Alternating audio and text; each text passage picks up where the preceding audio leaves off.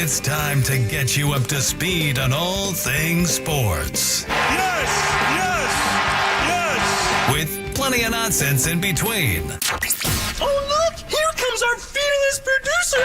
Gwynn and Chris starts right now on 97.3 The Fan. Hey, what's happening in San Diego? Welcome in. Middle of the week to you. Wednesday. Gwynn and Chris on San Diego's #1 sports talk station. That would be 97.3 The Fan. Going to give you a chance later in the program, 5:30. We'll announce today's biggest fan. Give you a chance to qualify for fabulous cash and prizes. All kinds of good stuff coming up on the show today. And what a game last night at Viejas Arena. I'm proudly wearing the red and black today, Tony, after that comeback. I know a lot of people are probably like, oh, you only beat San Jose State by 3. Those people didn't see the game. Of course, Scraby. Yeah, Scraby's got his arm. Raises up. Well, his you hand. guys told me yesterday about how they've turned a corner. No, I no, didn't we know didn't they say told that. us that they had turned the corner. Yeah. We just passed along the information. But when you show, well, we'll talk more about it as we go along because there's some Padre news to get to. So let me save the San Diego State thing. Ha-Seong Kim, as Tony Gwynn Jr. likes to say, he gone.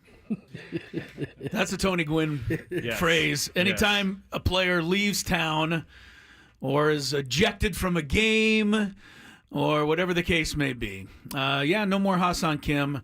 And I might as well throw Austin Hayes into the mix as well. We're kind of getting to that point now, guys. I mean, did anybody really go into the offseason saying, I hope they sign Austin Hayes? No. But now that he's another player that's off the board, and yet the Padres are not I was involved. going to say, this is the first time I've heard Austin Hayes' name I was all about to say. offseason. Right. No, you would have never heard it, right? But he's a left fielder, and he puts on baseball pants every afternoon. So he qualifies as somebody we would like to sign.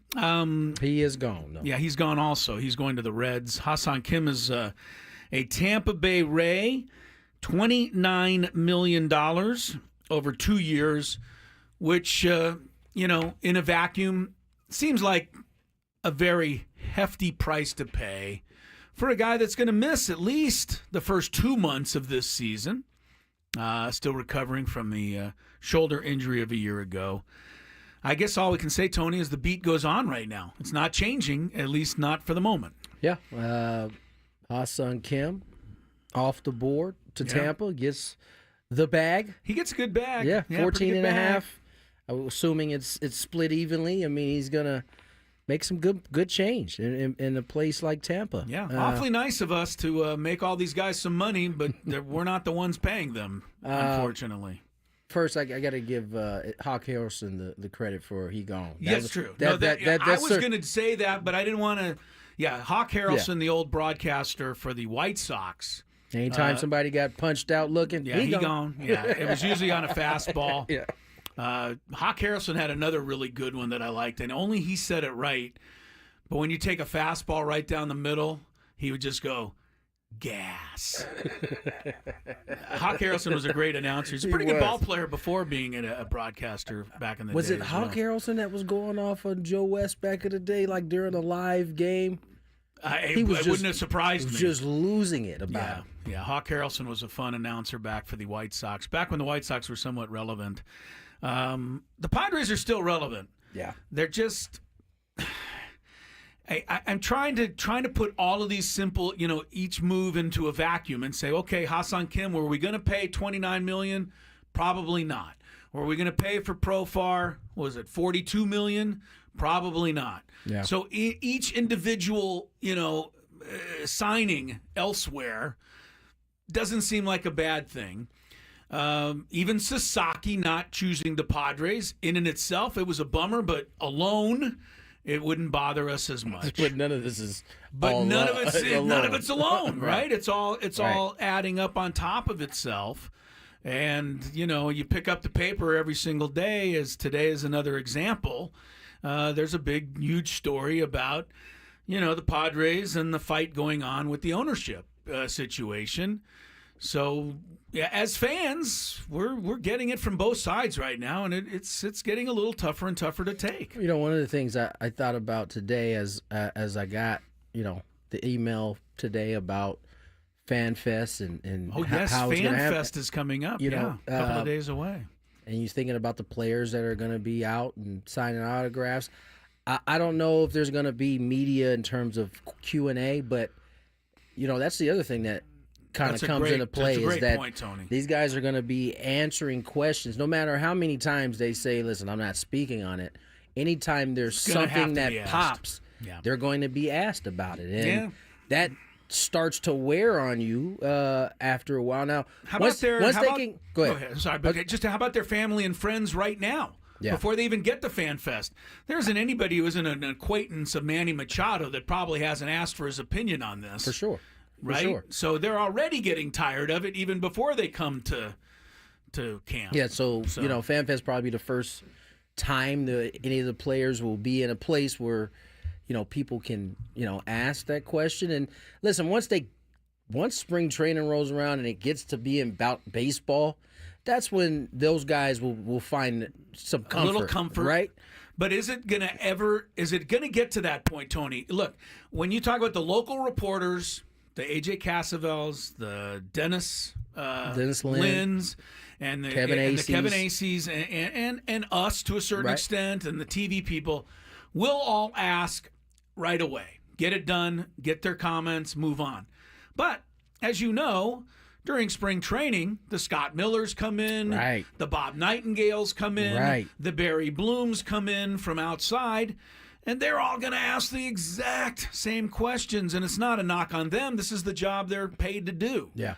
So it's not going to really go away anytime soon, even though you hope it does as a player. You want, as a player, to just get back to playing baseball. That's a great but point. As soon as you are in your locker and it's the locker room is open, and you bring up a great point, especially for spring training, right? Because these are all stories that haven't been told, at least on a national level. Absolutely. Not a national level. So even Alden Gonzalez has to spread the word on ESPN.com. He's got to get the comment from Manny and from Fernando, and for all these people who want to hear what they have to say about it. Yeah. I was talking about this on the Scrappy Show last night, and I just keep getting push notifications from all the different websites that I'm signed up to, and each title is more and more salacious. Like, Padres fight over Roki Sasaki. It's like, no, that's not the correct title for this whole thing. And they've been able to write these stories without really a ton of information other than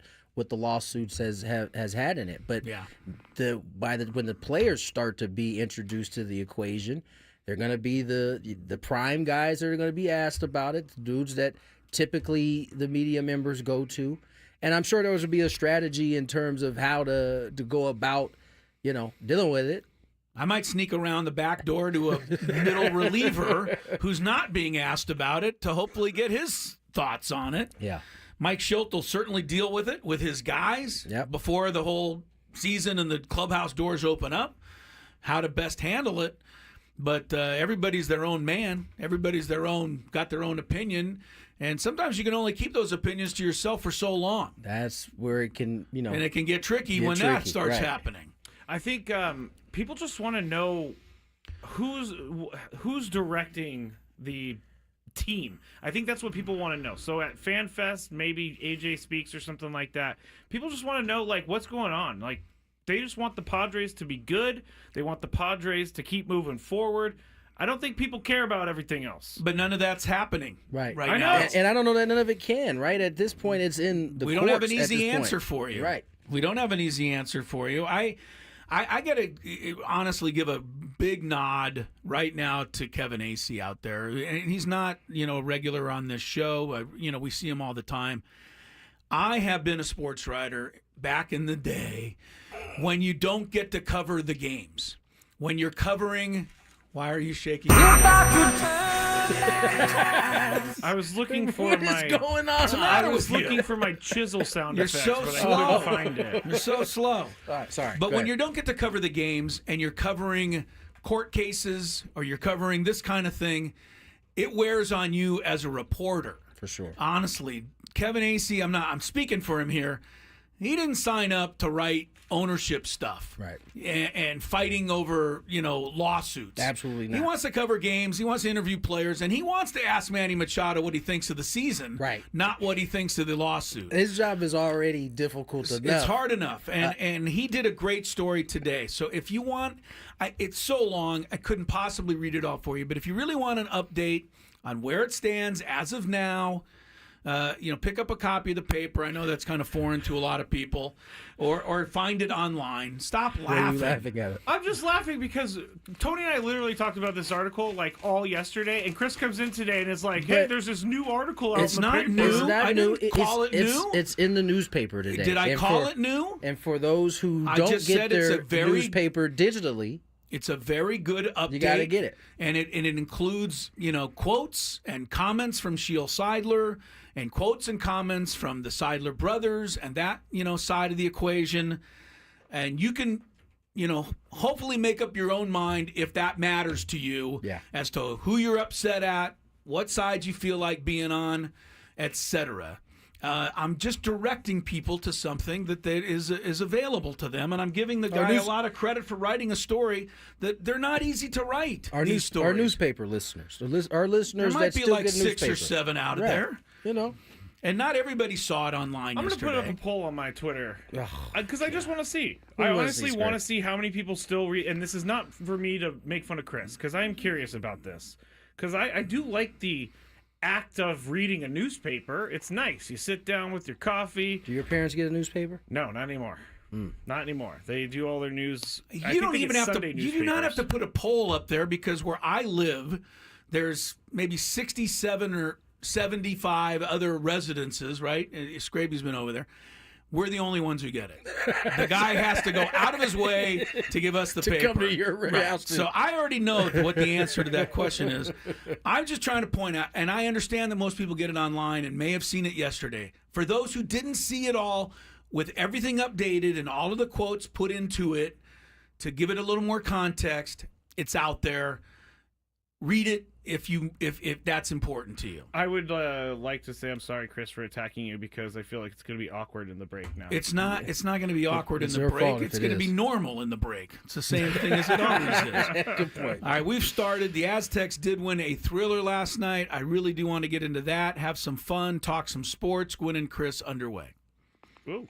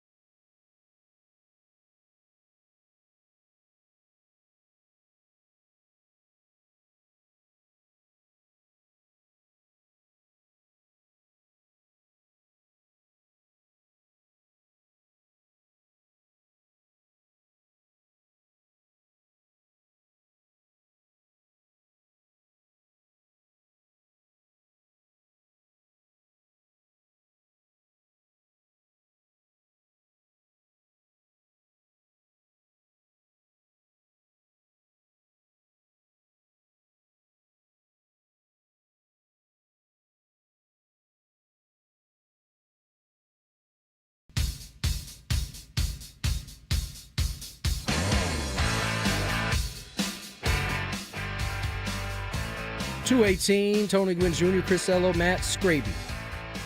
Aztecs with a nice come-from-behind victory.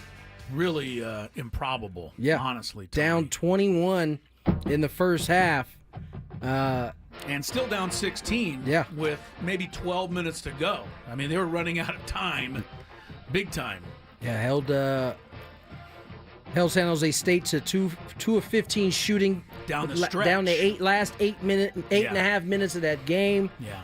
They finished on a 21-6 scoring run. Had an 18-0 run in there. Yes, it was that big. was great comeback. I missed much of the first half. Right. So to turn the game on when I did and see them getting boat raced was disappointing to say the least. Yeah, surprising. But they once again showed their resilience, able to battle back, get a victory. Yeah, this is one of those games that, first of all, on the analytics and the net rankings, they're going to look at it like Scraby looked at it, which is, oh, wow, you only beat San Jose State by 3. Right. So this looks bad on your resume. But none of those analytics or net rankings watched the game.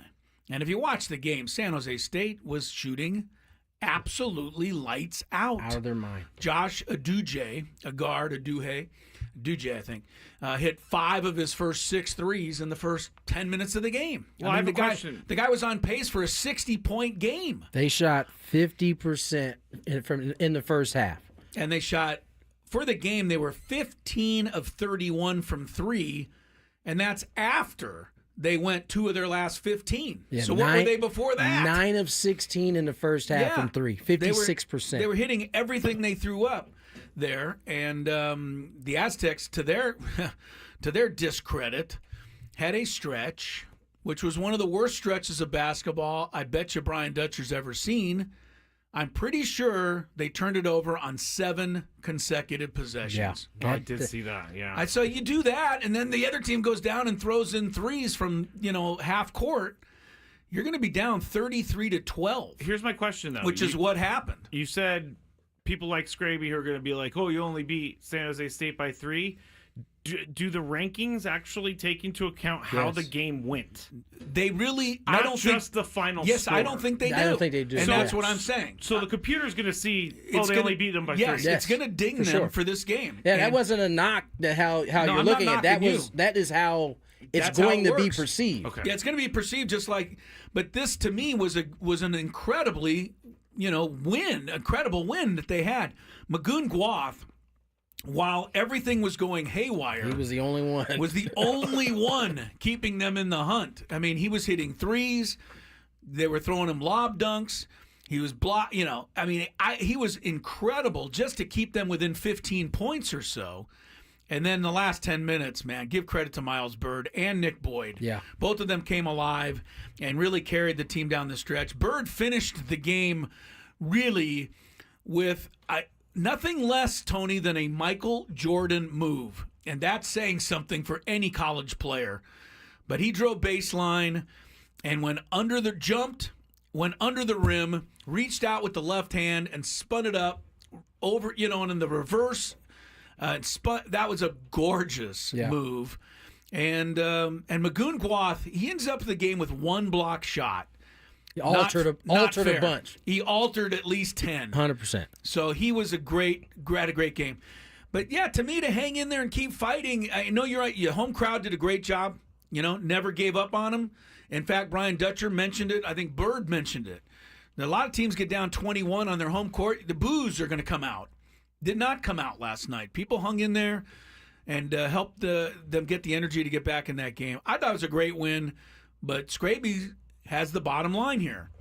They can't keep winning like this because they're going to get closer and closer to that bubble because, people look at the final score only. Here's the deal.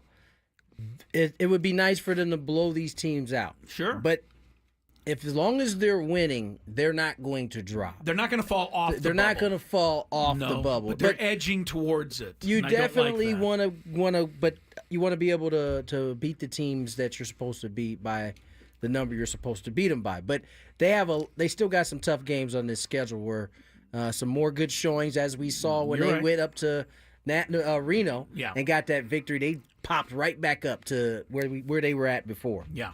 And here's see one. the Padres there. Oh, sorry, Chris. Go ahead with the game. I thought we were done. Oh, we Go were. ahead. Sorry. One last thing on the. You know you don't like basketball and all that. That's not. One last thing on San Jose State. New Mexico's 9-1 in the conference. That loss was to San Jose State. Yeah. So they're capable. And Remember, this is the same San Jose State team that last year almost beat them last year. Exactly. Up there. And there's the other thing that I caught, and I don't know that the coaches see the same thing as I do, probably not. But you know how we kept talking about the Aztecs got to stop fouling. No more fouls. Stop fouling. Guess what? They didn't foul at all last night. And I wonder if they didn't come, because of that, may have just come out with too little intensity.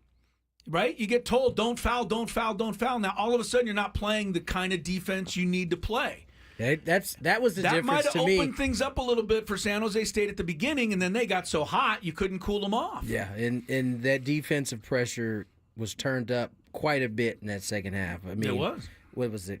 I think San Jose State 7 for 23 in the second half. And I think 30%. I think they only had one basket in the paint in the second half, and that's because of Guath. Yeah. Every time they came in there, he reached his arm up. They were and second-guessing they had to themselves loop it as they up went off up. the top of the board to get it over his arm, and they couldn't score.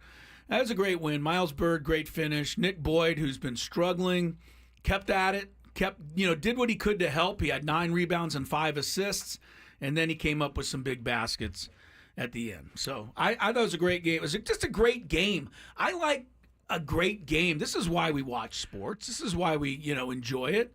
It was a great game. And if you want to be critical of the team because they're not winning by enough, so be it. I'm not going to be. Bob on the chat makes a good point, and I thought about this last night after I saw what Magoon Guath did. At 7 feet and a lot of potential, is there any chance Guath doesn't get quote-unquote portaled? Portaled. Yes, there's a very good chance because the Aztecs culture has done a really good job of keeping a lot of guys. Now, a few of them slipped away for sure. Yeah, I think, and it's a chance. It's got to be a chance. I think it'll be something to it that remember the Aztecs brought him in and redshirted him when he was about to go to another school. Him. Yeah, they've groomed and so him. that may count for something. And listen, I think they're good. I think Coach Lester talked about it the other day. Yeah, he did. That they're going to have to get the NIL right in a lot of these cases, but it sounded like they were moving in that direction. But Guath is certainly a dude that you would love to There's keep 3 him as guys. long as possible. There's 3 guys you really want to keep. I mean, Guath is one you want to Miles. keep. Miles, but I mean, I'm talking freshmen. Oh, you're talking about freshmen. Farrell Compton was a freshman of the year preseason. No doubt. And Taj DeGorville is probably going to be the freshman of the year for his performance. Yeah, any of the 3. I mean, that's just the reality of college sports right now. I think the other thing is those guys are likely going to be in the starting lineup come next year, and so if they stay here, if they're staying here, and so I think they will. I do think that guys that come to San Diego there's State, a reason why they're coming here. They could because he probably had offers all over the place, and he came. Well, to San Diego Farrell State for one Compton reason. certainly had offers from all but we over the did place. lose Micah Parrish from last year's team. We lost Saunders. We lost Lamont Butler. And no, there's a 4th guy. Chad Baker Mazzara a couple years ago, who's now at Auburn. So 4 guys that I can think of that are pretty good contributors who would still be on this team. I don't know that the kid from Auburn left as a transfer. It was a different, little different situation. circumstances. Yeah. You're right. But the bottom line, they've lost some guys. So yes, it's a good question and a fair one. Yeah. Last thing, did you guys see all the Padres in attendance last night? I did. Jackson Merrill, Joe Musgrove. I didn't see that. And the best part is that I can't remember who tweeted this out, but they tweeted a picture of all the guys, and I was like looking for all of them, like where's Waldo? And no one said Dylan Cease was in the picture. Because when you look, he's just a normal dude sitting in the stands with this big beard. You would never know that he's a professional baseball player. Yeah. But it was him, it was Cease, Good. Musgrove, Merrill, It was all Salas, and It Morejon. was all of the pitchers And King. Michael King was have been down here working as all of this has been going on. It's been all a few position players that wanted to go down there. We're all there to support. So we're not worried about camaraderie. That's one thing we're not worried these about. dudes, spring training won't be the first time these guys are getting together. Yeah. They've been getting together, really, a lot of them all off season. That's a good sign. This is a tight knit team, and that's if there's going to be a team that's going to be able to kind of sift through what they are about to probably be walking into. Yeah, this is the type of group you want. So it's also a reminder that the Viejas Arena for the Aztecs is a tough and a ticket that a lot of people want. Yes, indeed it is. All right, more coming up. We're going to get into some National Football League stuff a week or so before the Super Bowl. Scraby's got some fun lined up for us. We'll check it out when we return.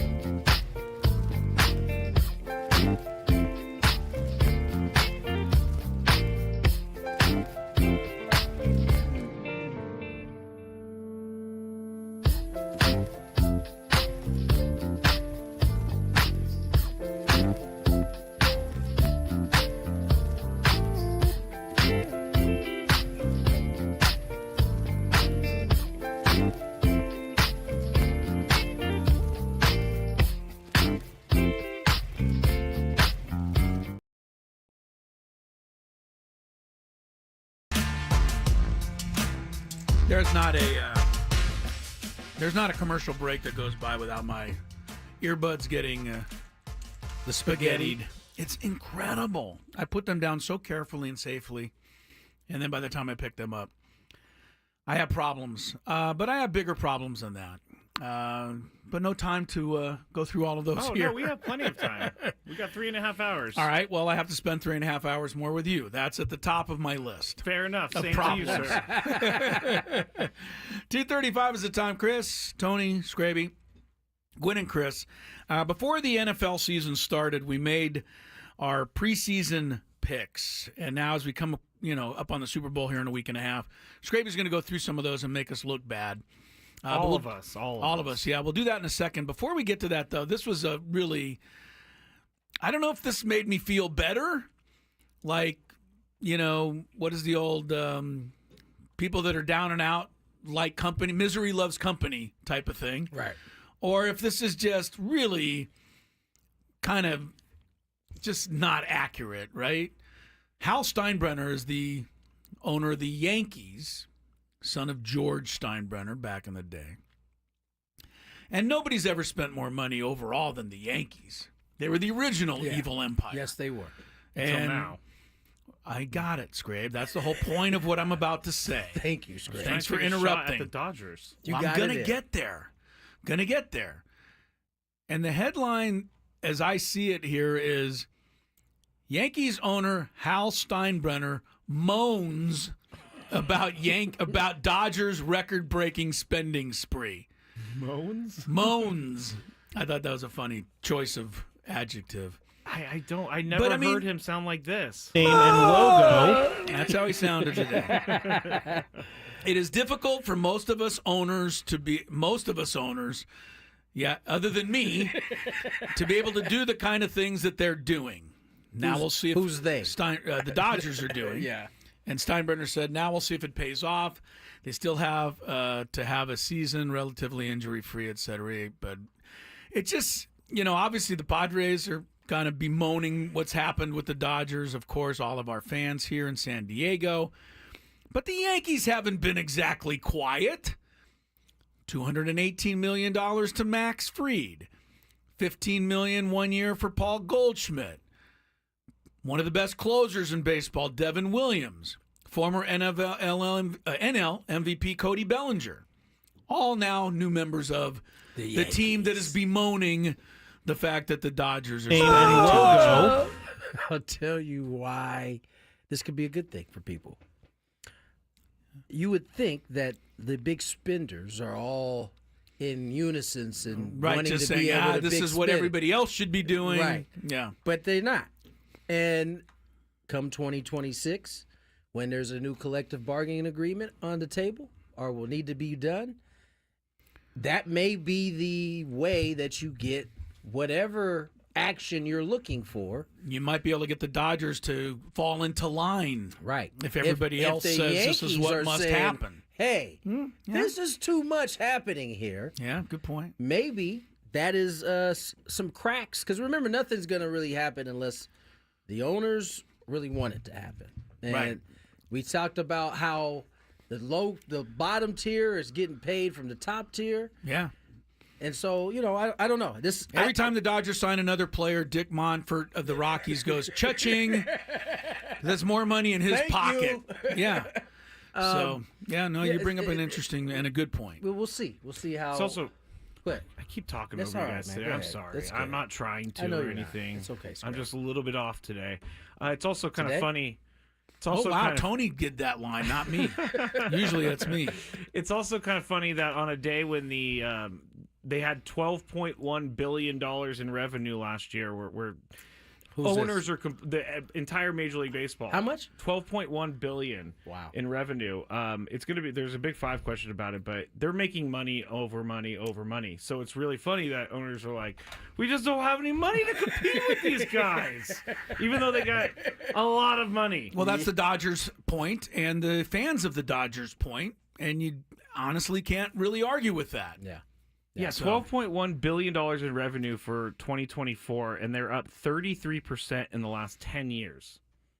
Yeah, so much for the whole baseball is is hurting Yeah. idea, or baseball is dead, or whatever you wanted to say. Yeah. I think it was Cam Newton that kind of He did say that. say something along those lines. Yes, Cam has interesting takes. All right, don't forget to listen at 5:30. We'll announce the biggest fan. If you want to qualify for your chance at an Odyssey suite at a future Padre game with 20 of your closest friends, register your name. Do it now. 973thefansd.com/biggest fan. Scrabe, turn it over to you. All right, let's go into our preseason NFL picks. Now, Tony missed out on 2 of the divisions, but everything else is picked. Yes, Tony. At some point, I know this is off subject, Okay. but I would like for you to explain to us some of the new rules that are going to take place in the PGA Tour this year. Okay, let me get up to date on those. I need to read it just to make sure I understand. Because I've seen a lot of different articles about that. And I also heard Ben and Woods, I know this is off subject too, but I heard Ben and Woods talking about how they absolutely need a shot clock in golf.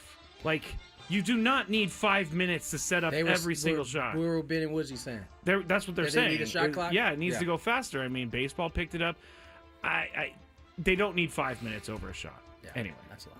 Sorry, I didn't mean to get you off track. No, it's like okay. All right, so NFC West, we'll start with that. And all of us were wrong in our MVP pick, but I don't blame us because we had false information by the 49ers. We said CMC was going to be the NFC West MVP. He wasn't, you mean? No. Oh. Who would we say is? Not Puka. NFC West MVP this year? I don't really know that they had one. Maybe Stafford? Stafford, maybe. The Kyren Rams won the Williams? division, yeah. Stafford. Okay. First place, we all said 49ers. That was wrong. They were last place. Tony said the Cardinals were going to be in last. I said the Cardinals. Chris said the Seahawks. All of us were wrong there. Who finished last? The 49ers did. Thank you.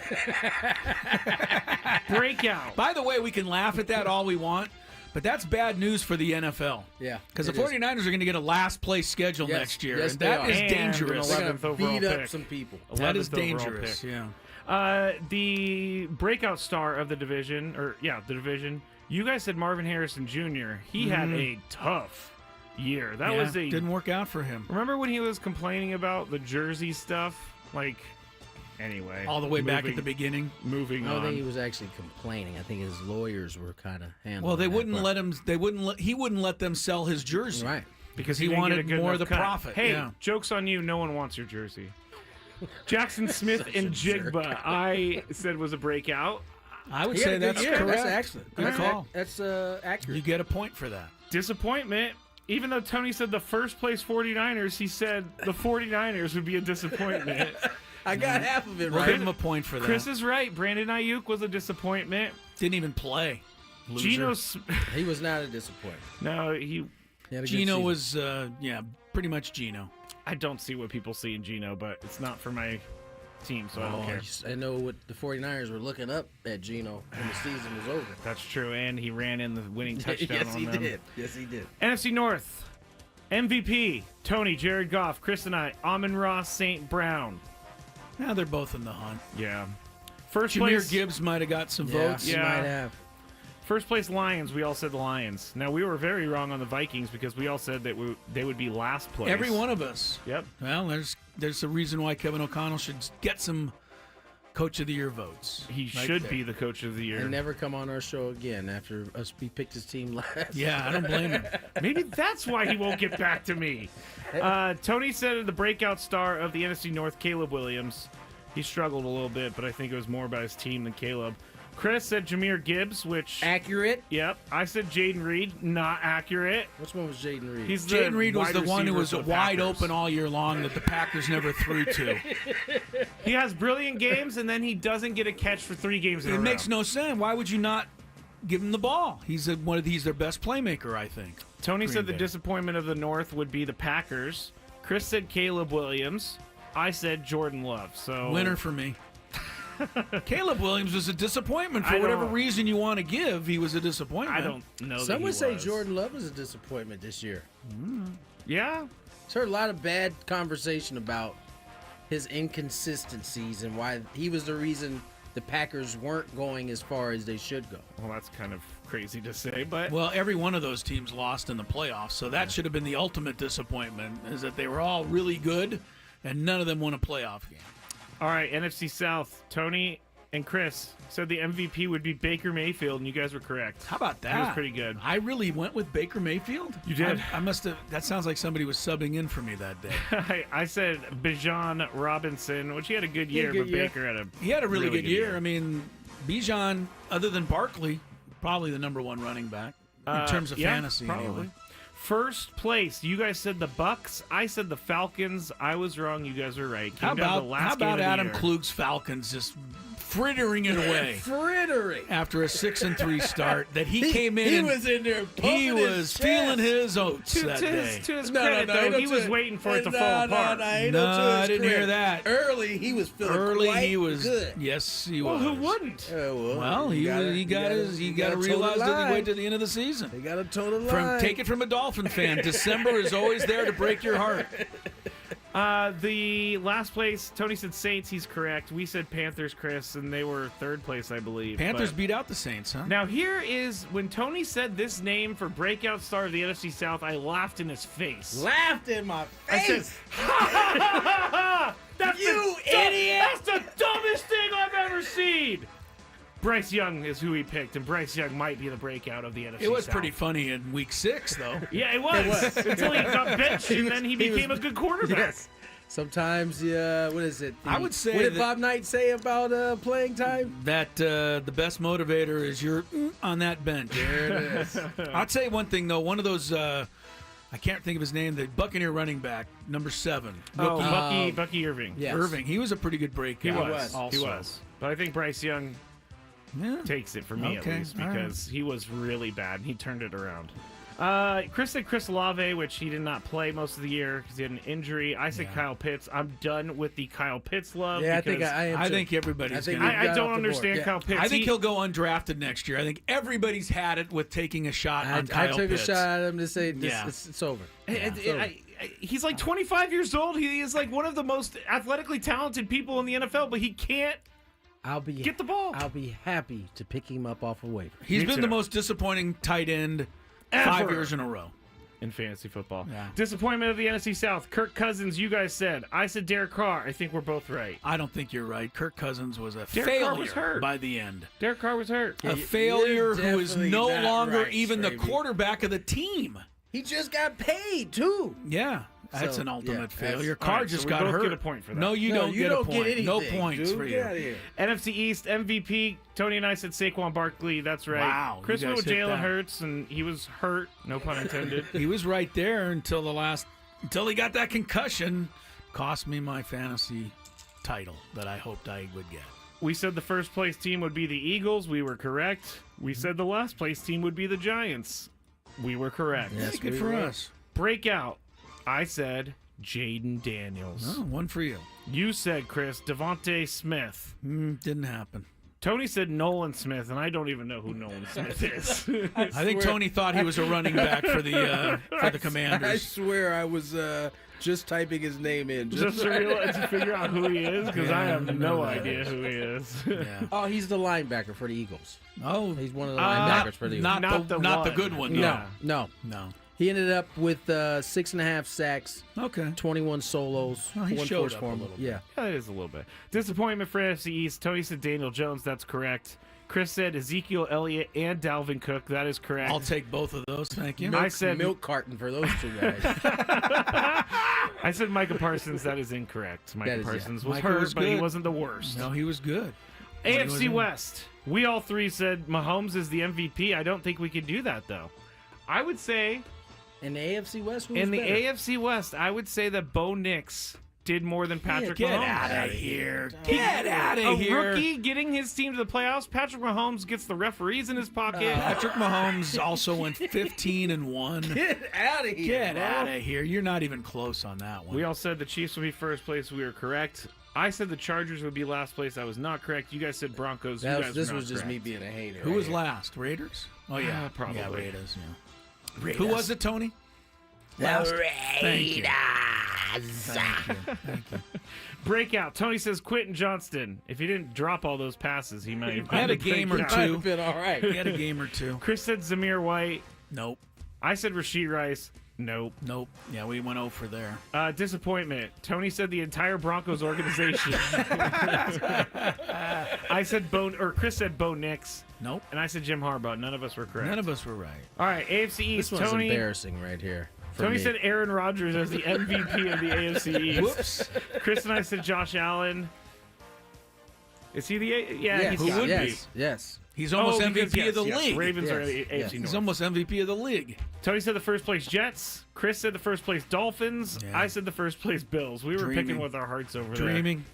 Last place, we all said the Patriots. That was correct. They even got their coach fired. The breakout, Tony said Keon Coleman, which He got all right. Had a he moment or he was two. His hurt. other teammate was better though. Yes, Jalen Waddle for Not Chris. so much. Jalen Waddle? That's what you said. Again, it sounds like somebody was picking for me.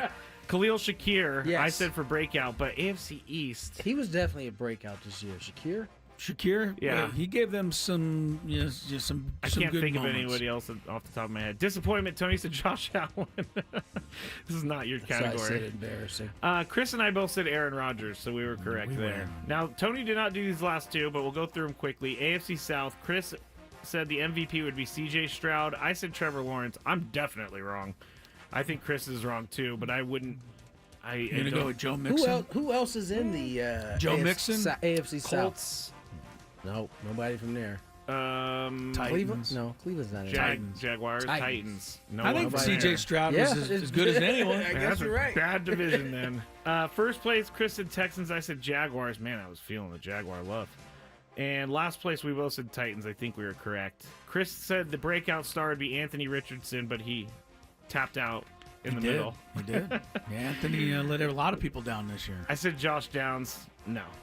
Another one that we have to look him up. Milk carton. Chris, disappointment, Trevor Lawrence. Correct? Pretty much. I said CJ Stroud. Incorrect. AFC North, final division, I would have everyone. killed this one right here if I was here.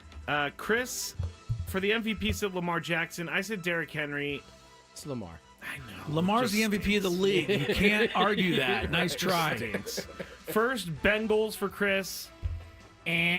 Ravens for me. Ding. Last, Browns for Chris. I think, did they come in last? Way last. They were Steelers 3 for and me. 14. So I was wrong. You were right. Yeah. Breakout, Chris said Zay Flowers. I said George Pickens. Out of those two, I think Zay Flowers probably had the better He's in year. the Pro Bowl, for what that's worth. And There is no disappointment, Pro Chris Bowl. said Russell Wilson. And I Nope. said T. Higgins, which I contend T. Neither Higgins of- was a disappointment. Neither of them were disappointing. Why don't you ask Odd Thomas if T. Higgins was a disappointment? Yeah, no He kidding. scored about 300 fantasy points the last 3 games and won the playoff and the title for him. Well, I don't one- think he was a disappointment at all. We're be. talking about real football, not fantasy. Well, real, but It correlates. They correlate. Anytime T. Higgins, they needed him, he was injured or not. That's so wrong. Yet to be Is that found. true? So Last wrong. 3 games, they definitely needed him. They were fighting for the see. playoffs. Let me see. He was Ball. unstoppable I the just last typed 3 or in- 4 games. I just typed in game log, not even T. Higgins game log. That's how angry I am at you guys right now. Well, I said ask Odd Thomas. Don't ask me. I'm pretty had- sure Odd Thomas was really happy with him. Here's where he did really well in fantasy. He scored 10 touchdowns last year. That's a lot. Look at his last 3 weeks. His last Seth. 3 weeks. His final week, 5 catches, 53 yards, no touchdowns. All right, week 17, which is after the fantasy season. Give me the other ones. Okay, the championship week, he did go big, 131 yards, 3 touchdowns. Then before that, it was 8 catches, 58 yards, and a touchdown. 5 catches, 88 yards. Those are pedestrian numbers. This guy said I love when you pedestrian. try to make an argument that everyone who's listening to you make it knows is wrong.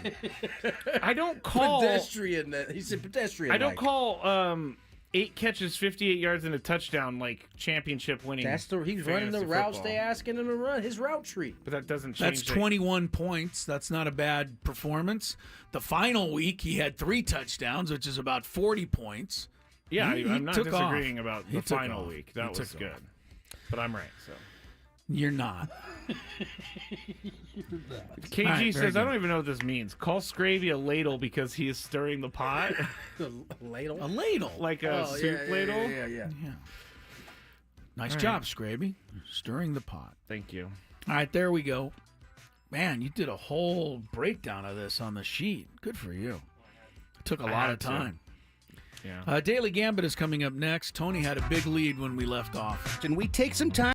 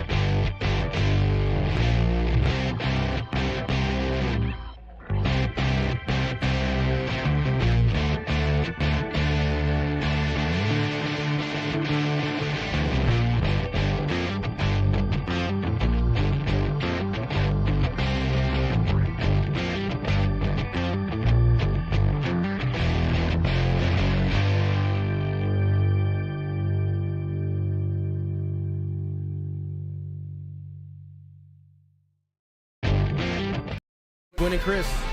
Tony Gwynn Jr., Chris Ello, Matt Scraby. I think it's hilarious. And maybe someday we can do it. But I really wish people could watch the show during the breaks. Because you guys just went at it. We didn't go hammer at and it. tong for like 5 straight minutes. And the argument or discussion didn't end until Tony said, "Welcome back to the show." Like it was like, and take that, Scraby, welcome to the show. We'll probably go back to it in the next break. It's just really, there's a lot of entertainment in those breaks. Is there any way we could ever carry that? We'd have to be so careful. Well, see, the stuff that's that we talk about. That's the problem. Yeah. Is that that careful part. Yeah, the careful part would be, but it's pretty funny sometimes. Well, anyway, I won the argument, so of course you always do. The argument. Stop it. I know I didn't. Daily Gambit. I got off to a pretty good start there yesterday. Yeah, you were rolling. We shall see how that goes today. I will want to bring up my Lakers real quick. Yeah, they got beat up yesterday. Anthony Davis, who's been asking for another center, gets hurt. He'll be out for a week. Maybe this pushes them along. Is that? I'm going to speak for Scraby.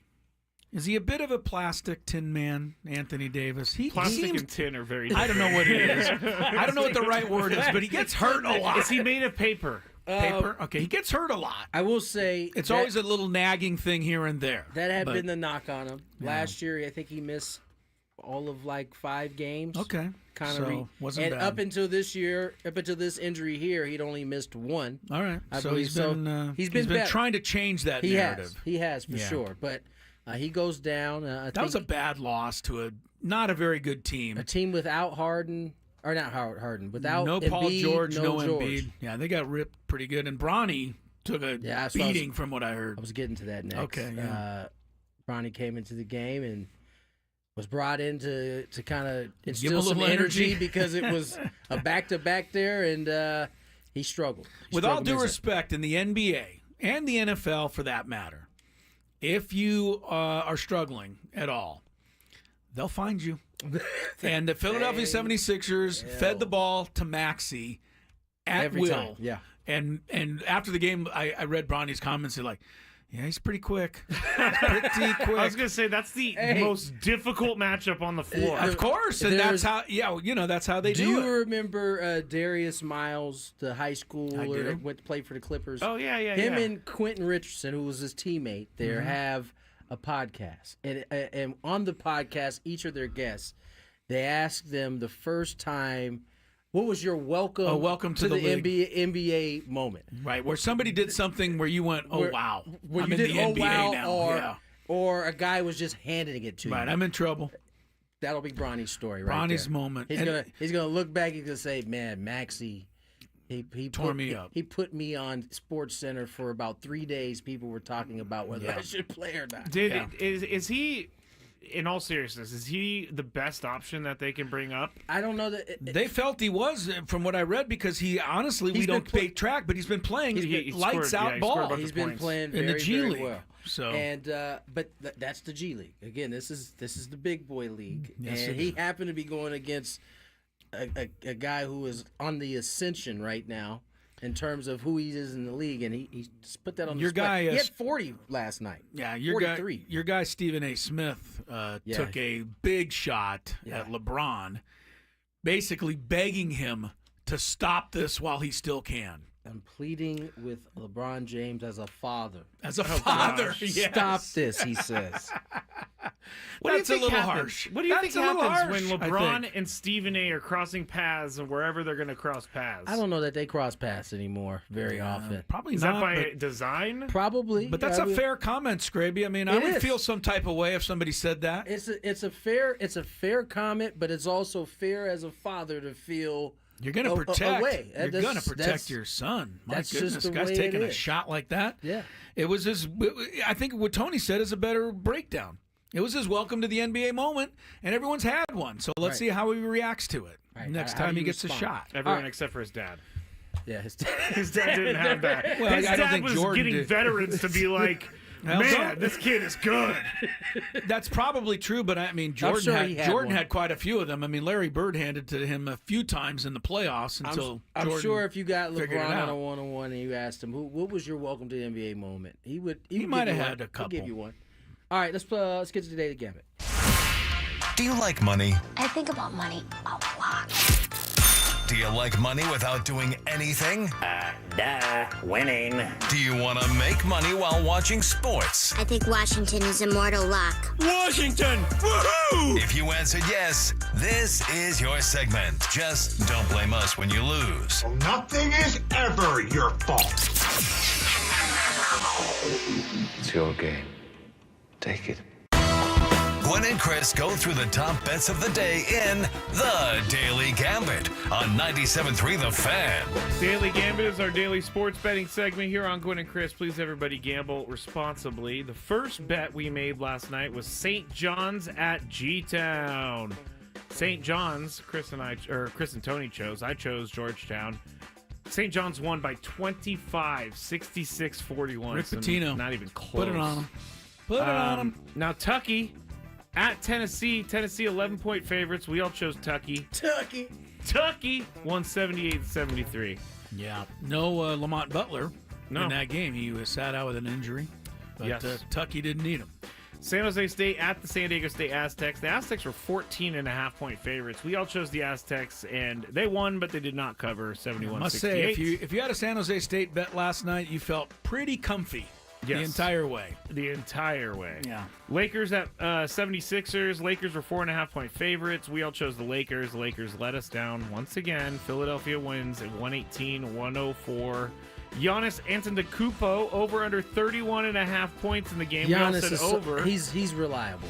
And he had 39. Especially if you're playing Portland, because all their guys are getting their welcome to the NBA moments. Every game. Yeah. Now, Steph Curry over under 4.5 threes. He didn't play last night. So that's a wash. And I'll tell you in the Big Five about Take a something 3 and that 2. sports books are doing now. Like Anthony Davis left the game, so they're offering different things. I'll tell you in the Big Five about it. Thank you, Scrabe. Tony's still leading 8-3 this week.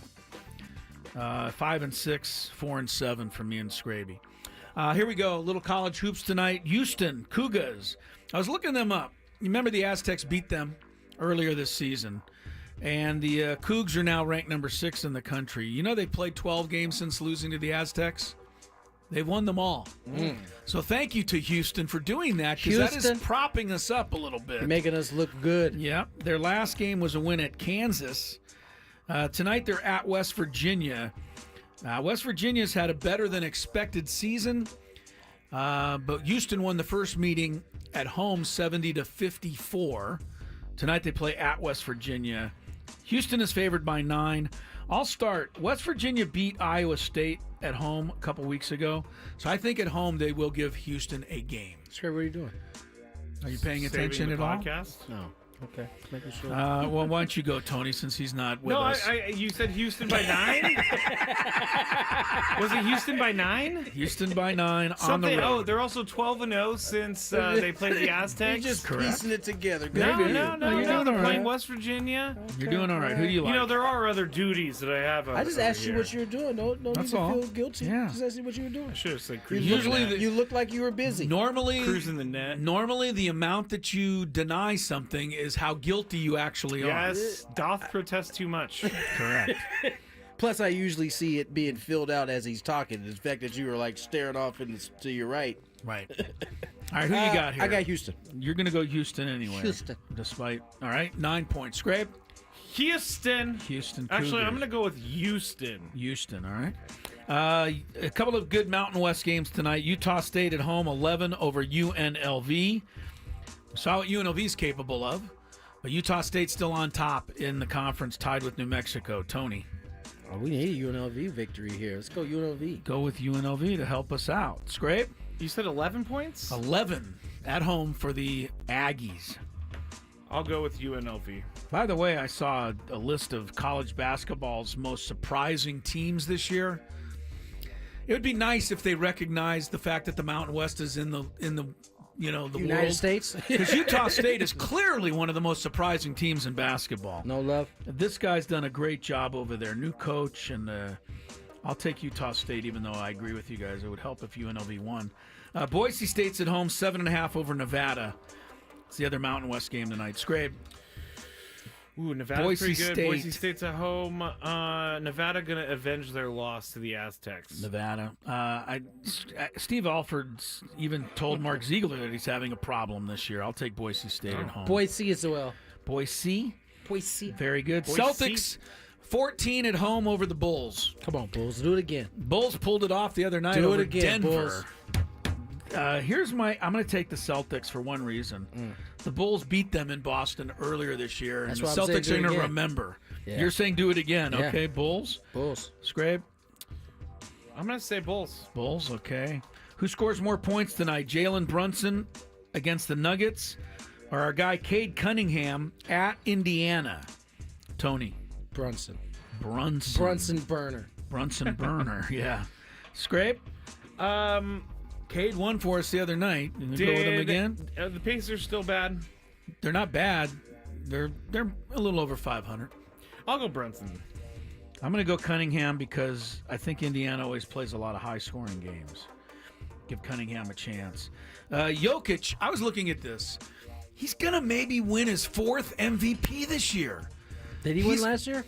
Yes, he's in the top 3 points, assists, and rebounds. No one's ever done that.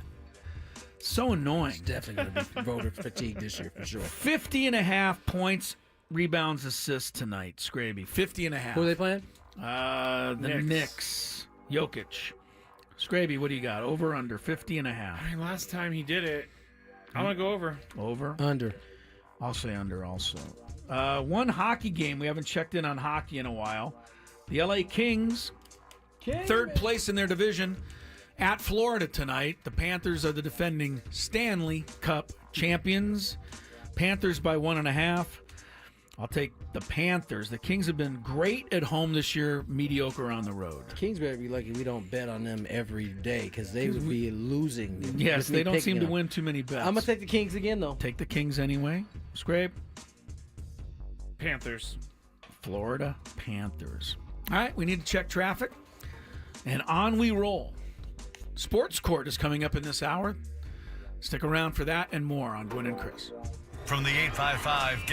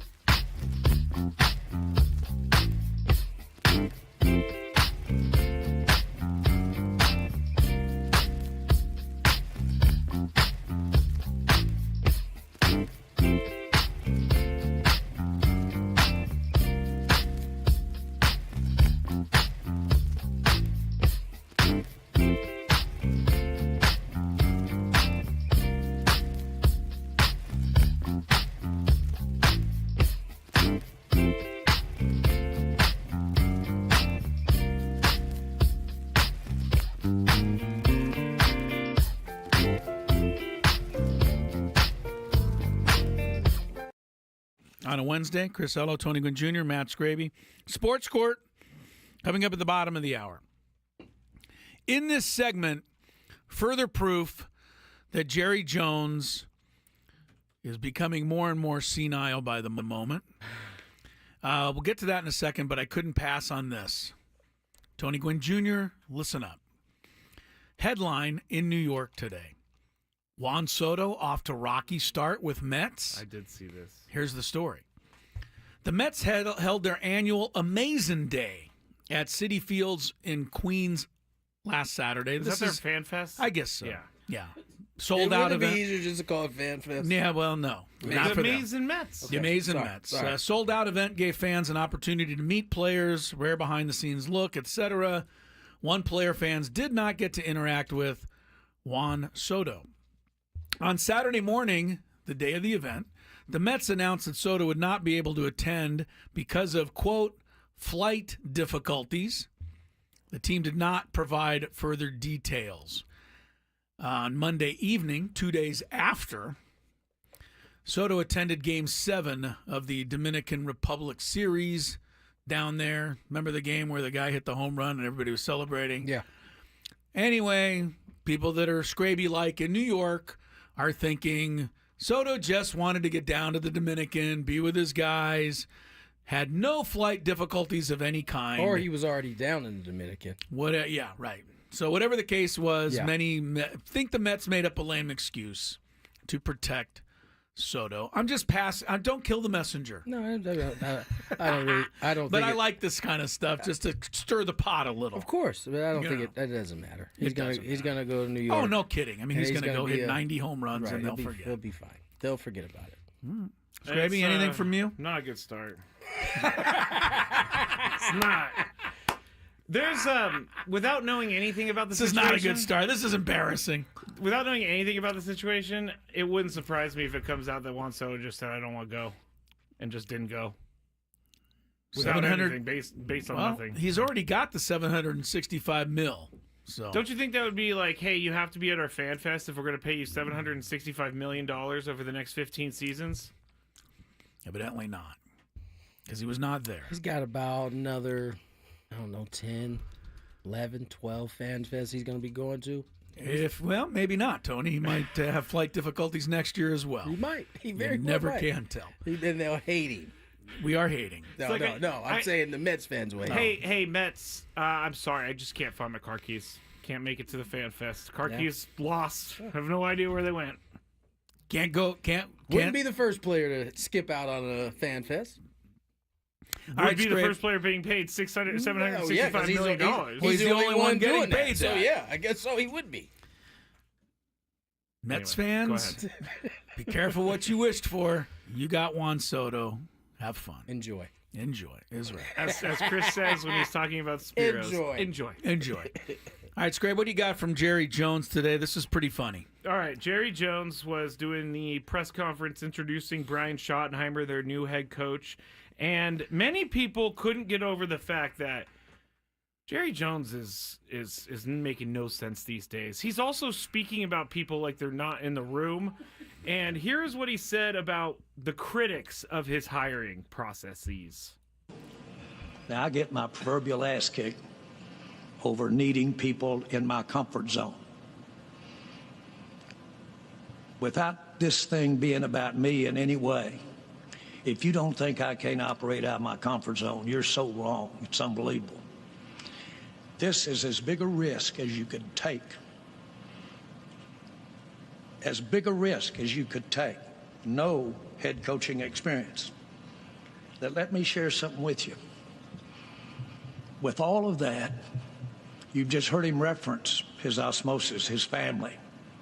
Anybody in this room that doesn't believe the apple doesn't go far from the tree has missed it someplace down the road, especially if there was an effort to make it that way, and there was an effort. But then you go around to the countless numbers of coaches that Shotty has served on staff with and been around, the countless players. How often do you have someone that has 25, I'm going to say 25, it may be 26, of years of working through the human relationship and aspiring to learn of how to... All right, he goes on for a little bit longer, but he's just not Jerry making... was preaching right there, wasn't he? He was preaching. Yeah. I think the key part of the senility comes in when he says hiring this guy was a big risk. And he's sitting right next to him as he says it. Yeah, that's a Right little next to him. that was kind of tone deaf. He also, when By they Jerry. made... Jerry doesn't care about tone deaf. No, he thinks he's like preaching. He thinks that people are eating up every word. He is dropping jewels right there in his mind. He loves it.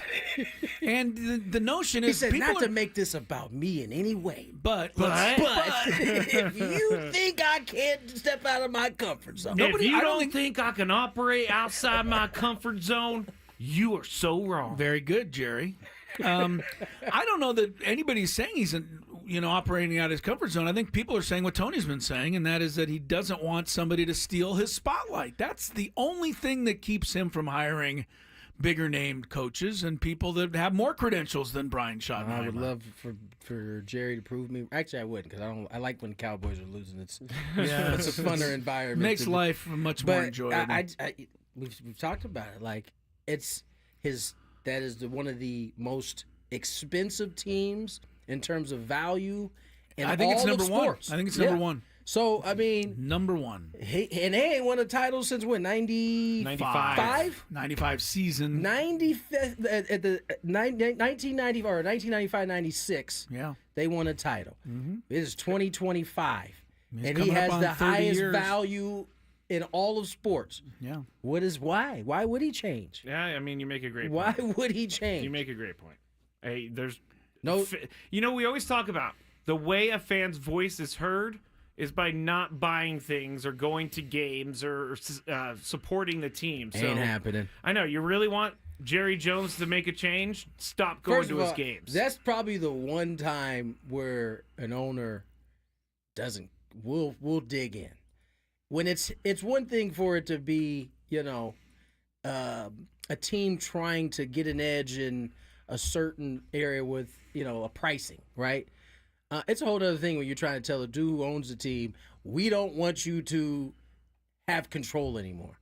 I have never seen that work in any circumstance. No. They don't give up that control until they are good and ready to give up that control. Isn't there any part of Jerry Jones that would like to change things up just so he could win one more time? Evidently doesn't not. seem like it. Right. No, That's seem like that's it. the part that seems because Status quo. you say why would he want to change, and I agree with that. But yeah, but you would think that he'd look in the mirror once and sure. say, "Hey, it would be great to win one more title here." For sure. I mean, the 3 that he won are not carrying a whole lot of value at this It's been point so to any of long. us. Yeah, not much more. He also, when he introduced Brian Schottenheimer in like a press release, he said, Brian Schottenheimer is a career assistant.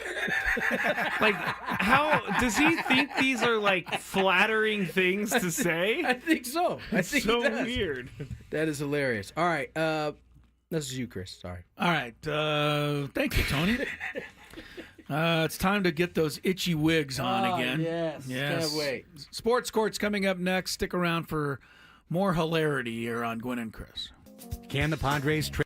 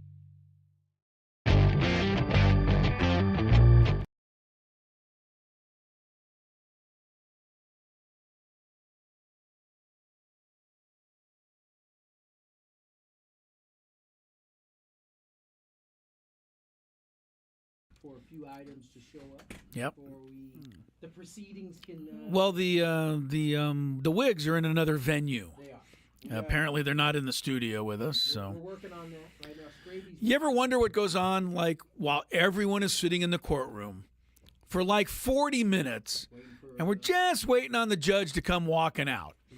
Like it's the same thing. It's the same. What? I got hair in my face. Oh, he got hair in his face.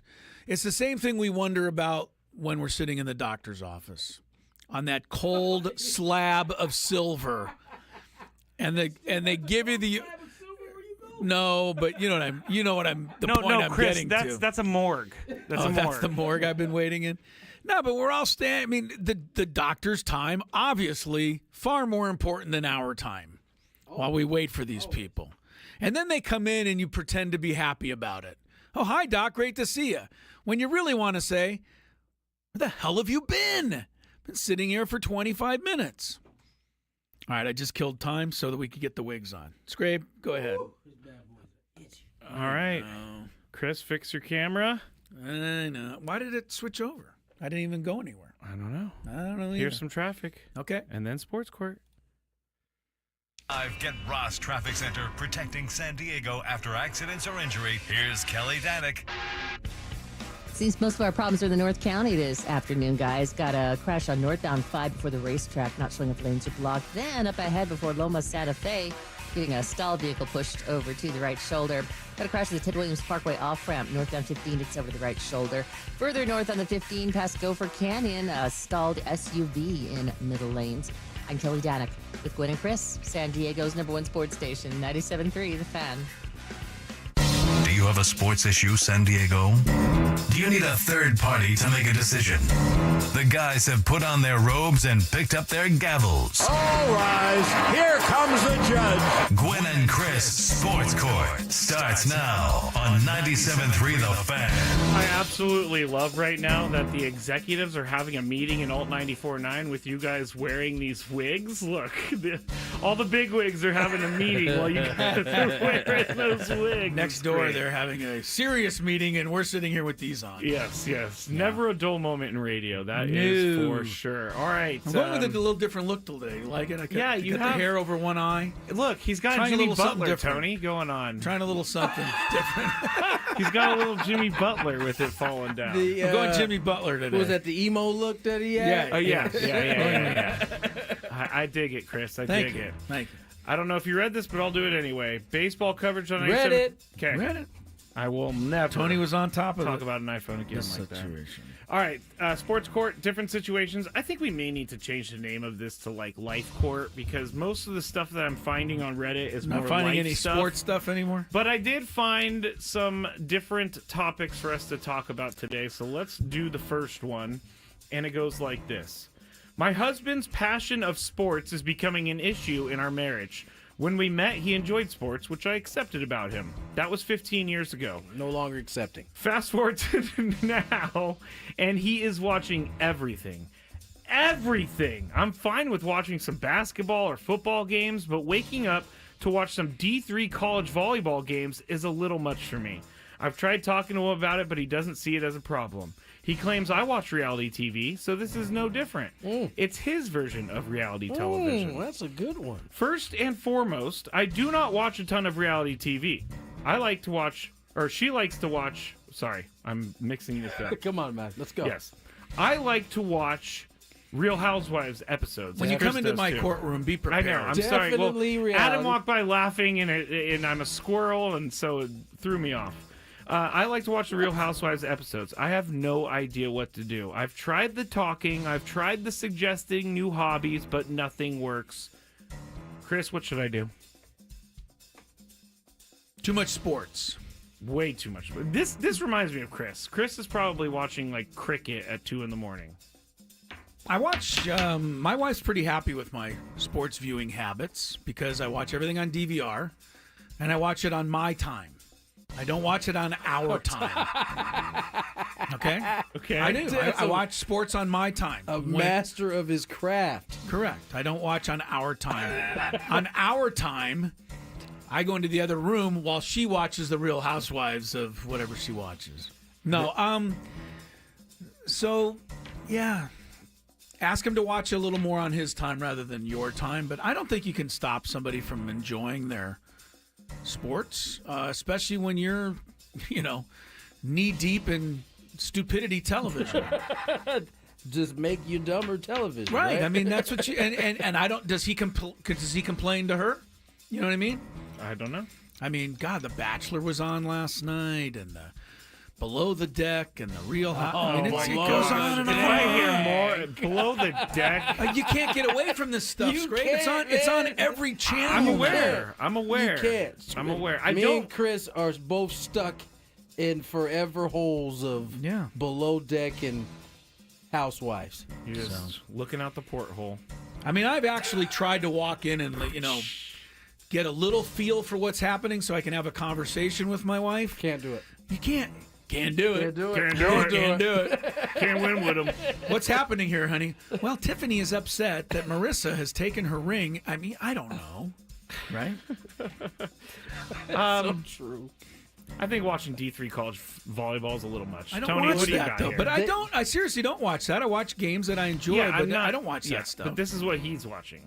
Yes, I would agree. Division III volleyball, is that what it was? Yes. Yeah, That's a little much. I mean, ESPN Plus gives you everything. That's a little much. Although we might have some Division III volleyball players out there right now that are, would like to be and that's fine. viewed. But listen, if you're a married man and your wife is no, that's true. D3 that's a stretch. You do need to have some we time, right, in order to earn your me time. Indeed.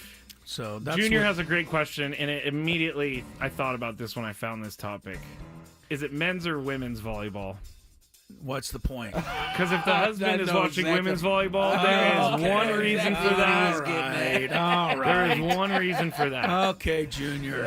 I don't disagree. I think this is why he's watching D3 college volleyball. Well, if he starts watching the national cheerleading competition, then you might have a point. Yeah, that's That's a good question there. Yeah. I think my ruling is you're just gonna have to, as Chris said, create a little more we time so you can inevitably have more me time. Matt says, "What if you went to a D3 school? This wasn't a part of the information." Yeah, you guys are adding extra equations to it. Now, I mean, if he's watching his alum, then it probably should have been explained that way as versus watching just a random D3 volleyball game. I know why Matt's saying it. He says he watches Florida volleyball, but that's because he went there. So that makes sense. Well, if it's his alum, I'm all with it. Yeah, I'm with it. I'm with it too. All right, next one. I have a huge dilemma. Huge. It's Super Bowl Sunday in a couple weeks, and my wife has informed me that we are going to her grandpa's 90th birthday party at the old folks' home. Oh. Guess what? Starts at 3 p.m. Oh. I do Old not folks' want to homes do not concern themselves with Super Bowls. I do not want to go. I grinned and bared it while talking to her, but I ain't going to Gramps' B-Day party. Tony, does this make me a bad person? Woo. Man. This is a tough one, man. I may have to send this one down to a real judge down the end there. Yeah, the appellate courts over there. Right. Yeah, it's a tough one. This one's tough. Are you a bad person if you don't go?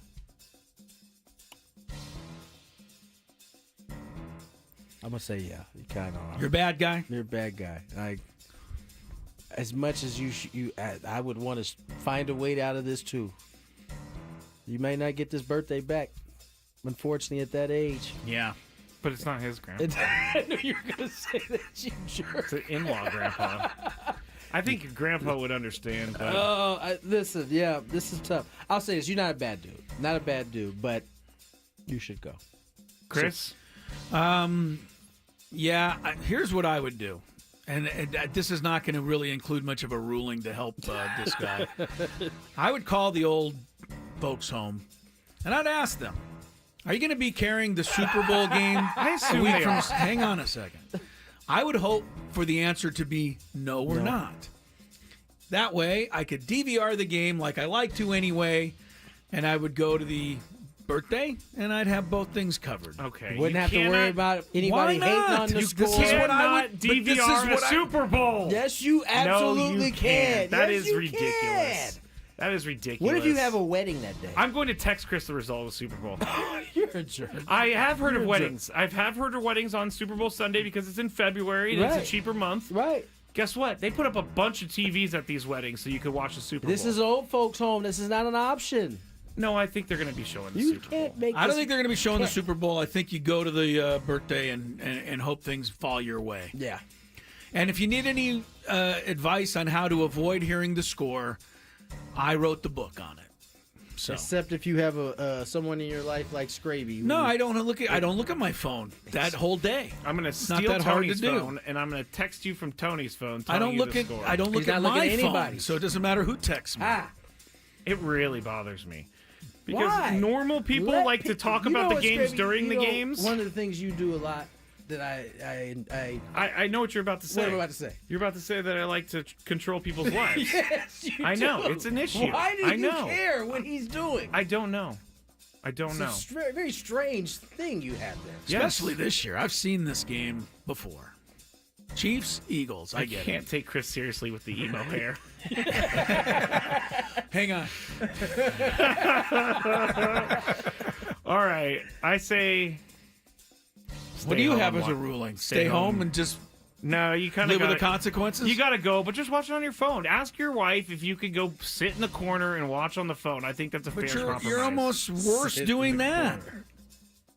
Why? Then you're there and you're not there. Right. You're not present. This is why I'm lonely boy, because there's too much going on with relationships. Okay. Next one. I grew up going to lots of pro sports games. These are some of the fondest memories I have with my dad growing up. Now that my son is at the age where he can really enjoy these games, I want to take him to more and more. My wife, on the other hand, doesn't want me to go to these games. She thinks pro sports events are not safe or suitable for an 8-year-old kid. I don't disagree, but I also don't think we should deprive my son of memories. I worked it out so we can go to 5 baseball games a year. If it were up to me, we would go to 20 or 30. But here's the question, Tony. Is this worth a discussion with my wife, even though she made it clear 5 games is the max? Yeah, this is up for discussion. I mean, at least in my household, that would be up for discussion. 5? And you got access to more? He wants access to. He can go to more and would go to more. Yeah, man. He got a son too, 8-year-old. Yep. So it's the time there just soaking all of this up. This is me as a 49er fan. Like, if I didn't go to games, you guys wouldn't know the 49er fan that you have in front of you today. No, I'm going to rule in Dad's favor on this one. I think that there should be at least a negotiation to push it up from 5. Not saying it needs to get to 20 or 30. You know, I think school has to play a factor in this. Start at 12 and work your way back. Yeah, 5 seems a little. I mean, for a full baseball season that you got tickets for, or you got some type of access to tickets, seems a little short. It does. Now that's not taking into account finances. I don't know any of that. Well, if he's saying he can go to 20 or 30, I'm assuming he can afford. Like he clearly sounded like he got it. So Tony says, talk to your wife. Chris, is this a discussion? I just want to have a conversation with this gentleman's wife. So if you're listening to the show, just press record. Oh, this was Reddit. Oh, sorry. So they're not listening to the show. Well, here's what I would say to the mother, the wife here. Stop trying to protect your kid from the world. Because this is what it sounds like it is. It's a it can be kind of a crazy place to go to a game. Things happen. It can be everything can be dangerous, and things can happen anywhere. It is time to let these kids find their way and stop babying the youth of our country. When was the last time? That's a general comment, but it applies here. She's worried that something's going to happen if they take to too many games. As Tony said, school's important, the rest of it. But, if all that stuff's taken care of, let the family go to a game. You got the dad there, too. Please, this is an easy vote for the dad. All right. Let's move on to the next one. Final one. I don't know if anyone else notices. Oh, this one is not about sports, but I didn't write this, but I feel like you guys are going to think that I wrote this because it's right up my alley. But I don't know if anyone else notices this, but there are more and more people who are blatantly talking on their cell phones while driving. And now when I catch people talking on their phone, I pull up next to them and I put my hand in my ear like I am talking on a phone, letting those people know I know what they're doing. This usually gets people to either drop their phone on their lap or something, but my friends think this is extremely dangerous. And one of my lawyer friends said I can be even charged with a crime if that person ends up crashing. Bottom line, I love doing it and my friends can't stand it. Chris, what do you think? Do you pull up next to the people and like honk at them to get their attention? Didn't say honk, you just went like... I'm on the phone sign. Yeah. Universal sign. Yeah. Like hang 10, but phone. Yeah, I get you. I know what the universal Like phone this, sign is. Thank you. Are you still thinking? Yeah, I'm thinking. You know, not all of these decisions, brilliant decisions, come you're right. to my mind right away. Right. You're right. I think that the person with the phone, you know, to their ear, sounds a little like you. Going around trying to run everybody else's life. Yeah. Trying to be the vigilante of the neighborhood. Trying to make sure that everybody abides by every letter of the law. I would be willing to bet that this person themselves has tapped the Google app or the map to see where they're going once, or maybe looked at a message from their wife, glanced down. I agree it's dangerous. We all agree it's dangerous. Nobody's arguing. But I believe that all of us have, you know, when we feel the moment is safe, take a peek from now and again. So I just don't believe this person is perfect. Even though this sounds like what you would do. You drive around, you look for somebody just so you can... I made this disclaimer that you guys would think it was me, but it wasn't me writing this. But although I would do this... Mind your own business. Trust me, we know. Because you know what? I see so many people driving around like this. Like where they have it on speakerphone in their hand, like this is hands-free. We all do. It's not. It drives me doubly nuts when I see someone in like a new car. Bluetooth is standard now on all cars. We all do. We all see people go in the diamond lane with one person and get on the freeway while we're waiting in the long line for the light to change. But just let the authorities take care of the world and you worry about your own self. Tony, what do you think? Get out of my courtroom now that I gave the decision. Out of my God. No, I think... what do I think about this? I mean, the cell phone thing is quite annoying. I see it every day too, Scrape. But I also think Chris is right. If we're all being honest, a high majority of us do this at least once a day. Talk on the phone? Glance. Okay, yeah, glance, but not hold your phone and talk on it. No, I don't hold my phone at all I use my anymore. car for that. Yeah, no, that's true. And yeah, I mean, listen, it's infuriating when you catch somebody doing it too, because you realize that if, let's say, you weren't locked in, paying attention, one of their moves could take you out. Yeah. So drive defensively. You definitely have to. Yeah, no, I'm with you on that one, Scrape. Thank you. And McKee says Scraby's just holding everyone accountable. That's right. He's the Mr. Rule follower. You are a rule follower. It's fair to hold everybody accountable if you yourself are following all the rules. Right. I'm not but talking I find on it my hard phone. to believe that you are. I know for a fact Scraby has looked at his phone while driving. Well, I did before. Now I have Android Auto, and so all my texts pop up on my screen. I don't need to look at my phone anymore. I reply with my voice. What are you doing looking at your screen? When did you get Android Auto? You're taking your eyes off the road? A year and a half ago when I got my new car. Taking your eyes off the road to look at the screen. Yeah, same thing. No, it's hands-free. I mean, yeah, well, the screen's over here. The road's over here. Yeah, you can't do both. You're allowed to look at your screen. I didn't say you weren't allowed. I just say you're putting some people in danger sometimes. I'm one of the best drivers on the road. So I find that a little hard to believe as well. Junior says, just let me break the law in peace. There you go, Junior. No doubt. Oh, yeah. Rules for thee, not for me. Quote, Matt Scraby. I follow rules. Have I picked up my phone while I've been driving to see who texted me? Not Absolutely. Okay. Absolutely. But I'm not sitting there like gabbing away with my speakerphone. Like, for instance, you guys were texting the other day on our group chat. It only picks up, my car will only pick up the last person text. So, it's funny. Just me and you versus the whole group. I do get single text back from Tony. I'm like, did he not want Chris to know about this? It's not. I'm in the car texting at that point. It's not really that big of a deal, but okay. All right. 3 o'clock hour in the can. Chris versus the fans on deck. 833-288-0973. Take your chance to take Mr. LO out. More Gwynn and Chris on the other side.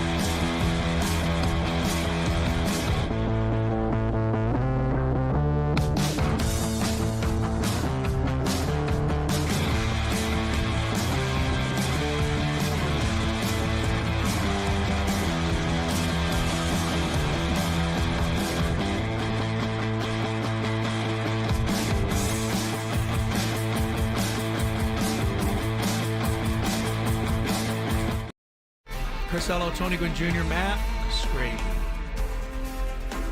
I will say, as we get into this third hour of the program, and Chris versus the fans here shortly, that the people in the chat are pretty on it. Like, we can't think of everything to make fun of Scraby for. The chat picks us But up. if we forget something, they're right on top of it. Last segment, Scraby was complaining about people being who the police. Go ahead, being the police. Get that siren rolling. Pulling people over for looking at their phones while driving. We all agree that people should not do that, but people should also keep their dogs on a leash, as somebody pointed out in the chat. A habitual. And there's somebody in this room who seems to have a problem doing that. Andrew said, known leash law violator Scraby. Habitual which is, leash violator. There you go, Okay, Andrew. it's not anymore because... What do you mean it's not anymore? The It one might time just happened yesterday. Well, that was doesn't a mean you different might not do it circumstance. again. I wasn't letting them off the leash. I was trying to get them inside, and then they got past You me. fumbled. You have a piece of hair in your headphones. He does or I do. These are everywhere. Totally. Yeah, these pieces of hair. I don't do that anymore because yesterday, guys, that really affected me. Like, really affected me. I was thinking about it all day long, and I got to do things different. Waiting for the recording of that to pop I'm not up going to let that somewhere. happen. I can't wait I'm till not it going to pops let up. that happen. A lot of people say that when you're upset or about to say something, take one deep breath. I don't know that you're capable of 99 times out of 100, but if you I can will do that, you will normally save yourself a lot of 99 times out of anguish. 100 you do that? In the wild, yes. In here, no. Oh, okay. In Yeah. the wild. Okay. In the wild, yes. I got But you. in here, no. All right, some of the quick baseball news. If you're just tuned in today, Ha-Seong Kim is off the board. Tampa Bay Rays have signed the former Padres shortstop to a 2-year, $29 million contract. Austin Hayes, outfielder, I think he finished up last season as a backup with the Phillies. He got a bunch of money to go to the Reds. So there's another outfielder free agent off the board. One trade today in Major League Baseball, again involving the Reds. Former Padre closer Taylor Rogers, the left-hander, goes from the Giants to the Reds for a minor league reliever. I'm kind of happy about this in the one sense, because when Taylor Rogers and Tyler Rogers were both on the Giants, I could never tell who was who in the box score or wherever, because it was like they were the same guy.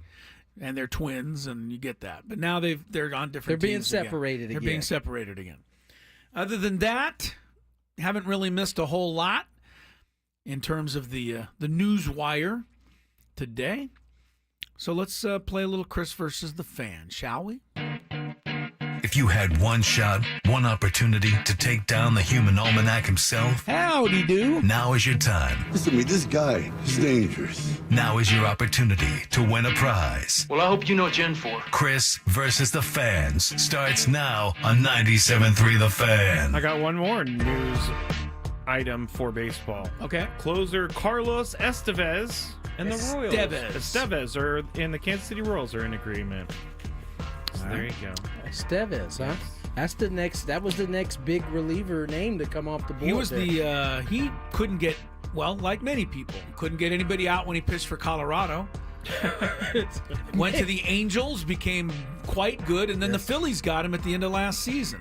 And he, was a He was contributor. all right. Yeah, he was. It's funny how that works. You get out of Colorado, and all of a sudden you just take off. Right. Dick Monfort holding them down. But they did sign Chris It's Bryant. funny. So. I went to.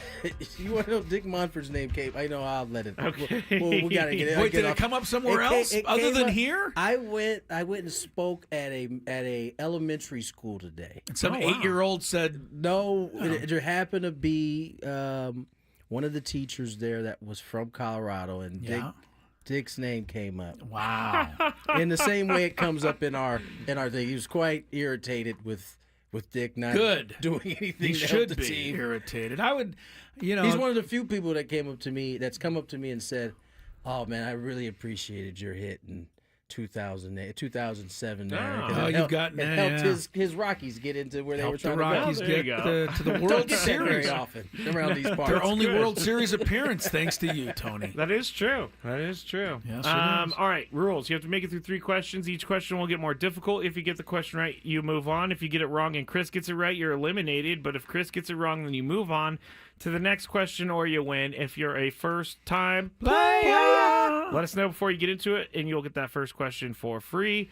And you are going to be playing for a qualification for a chance to win the grand prize, a trip to Las Vegas to see Scorpions on August 14th, plus a 2-night stay at Planet Hollywood at a $100 gas card. Scorpions return with their 60 years of the Scorpions Las Vegas residency show live August 14th through 23rd at PH Live at Planet Hollywood Resort and Casino. Tickets on sale now at Ticketmaster.com. First contestant today is going to be Kyle. What's up, Kyle? How are you? I'm fantastic. How are you guys? Hi, Pretty Kyle. good. Pretty good. Fantastic. Here we go. Pretty good. First question.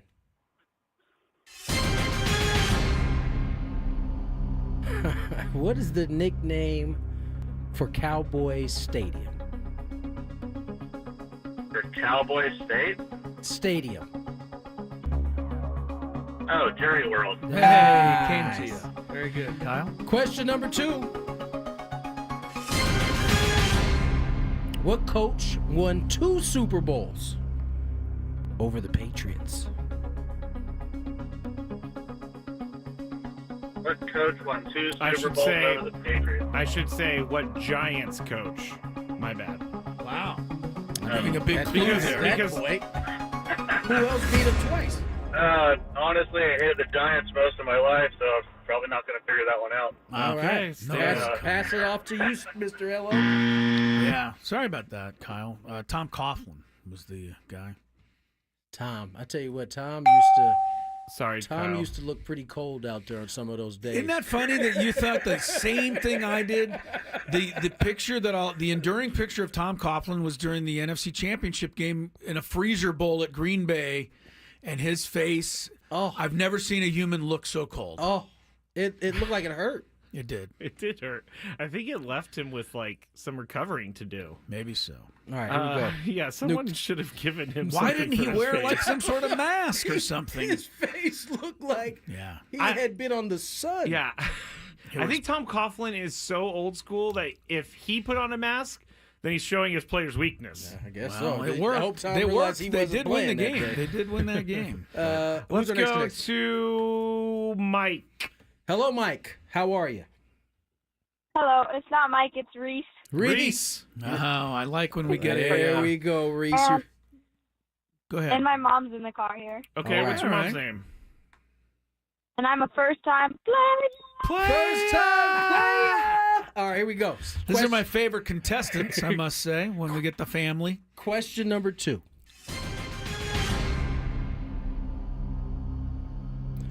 Who caught the Super Bowl winning touchdown for the Chiefs last season? Tough one. You should know this. I think that was Travis the mom. Kelsey. Travis Kelsey. Travis Kelsey. Stay An excellent there. Stay I there. think that's Taylor Swift's man.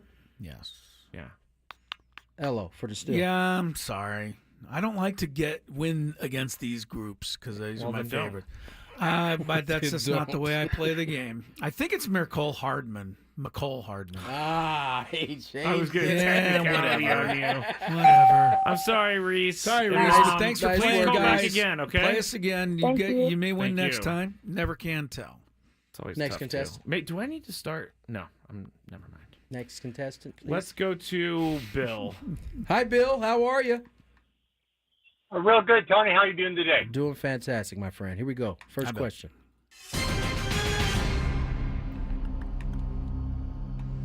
What golf tournament has the rowdiest crowd in all of golf? The Phoenix Open. I'll take it. That'll enough? work. I'll take Good it. enough. Otherwise known as waste management. Yes. What if they ever get another sponsor? I guess it would change it. It would. It was something different years and years ago. I think it was the Phoenix Open. I think it was. Yeah. Yeah. All right, here we go. Question number 2.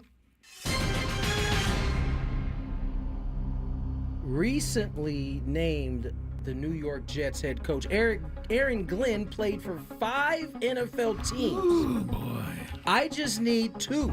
Yeah, tough. Aaron. Well, the New York Jets. Okay. I'm going to just say the Detroit Lions since he coached with them. Detroit Lions. Lions? Stay there. Well, I'm pretty sure the Jets, but I can't picture Aaron Glenn anywhere else. Packers? Wow. Yeah, Bill, you're picture still anywhere alive. else. You could have picked from one of these 4: the Texans, the Cowboys, the Jaguars, and the Saints. Yeah, I don't remember any of him those as a player. I don't remember any. I remember him as a Jet. player for sure. I remember the Jets. That's it. So All right, well, we're good on for to you, Bill. You're on to the finals. round number here. 3. Yeah. Yes, here we go. Okay. This is a good question right here. Good question. What QB did Eli Manning take over for? So the quarterback that was in the seat before Eli. Yep. With Who the is that? Gigantes. Kurt Warner. Got Wow! Wow, Bill, that was incredible. What a pull! Nice, Bill. Bill, are you a Giants fan? No, I'm a Kurt Warner fan. Well, there you go. okay. That's worked Wow. out nicely. That is Bill. amazing. Bill, stay right there. Bill, you got a round of applause from me on that one. I don't give too Yeah, many he of those does. on Would the you have show. gotten that, Chris? No way. Kurt Warner didn't even know he played for the Giants. He hardly. did. I forgot that he Remember played he for was the double Giants. glove guy? Yeah, I could have never came up with that. So very good, Bill. I'm glad you came up with it. I'd rather you win that way. Where are you guys at on Kurt Warner, the broadcaster? I like Better that. than Tom Brady. Sorry. Why does everyone hate Tom Brady We so don't. much? You love him and Tony loves him. I So like not him. everybody. Yeah. All right. All right. We got to take a break, Scrape. So let's do that. Check traffic. Traffic is not ready. We're gonna have to talk. You're gonna Oh, have it to. just became ready. Boom. From the 855, get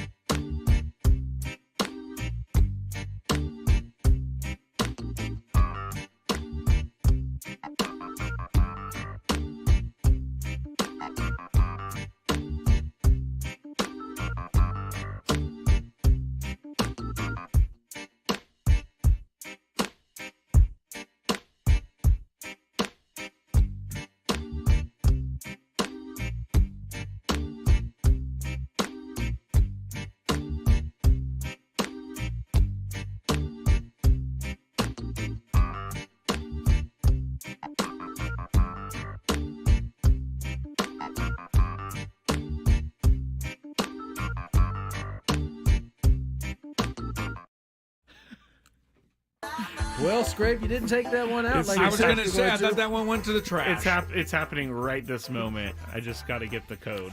Who is the poor artist there that we find to be so distasteful? No, it's just like a random bed from our royalty-free music site. Got it. Royalty-free. Well, that's what you get what you pay for. Just deleted it, so it's not coming back. Listen to Inside San Diego Baseball with Sam Levitt. That's right. Our Tonight. guy, Sammy Levitt, following the Chronicles. Wednesday, this is Sammy Levitt, Inside San Diego Baseball, Wednesday from 7 to 9 p.m. right here on 97.3 The Fan and on our YouTube page. We sent him to New York for tonight's show to report live on the controversy surrounding Juan Soto.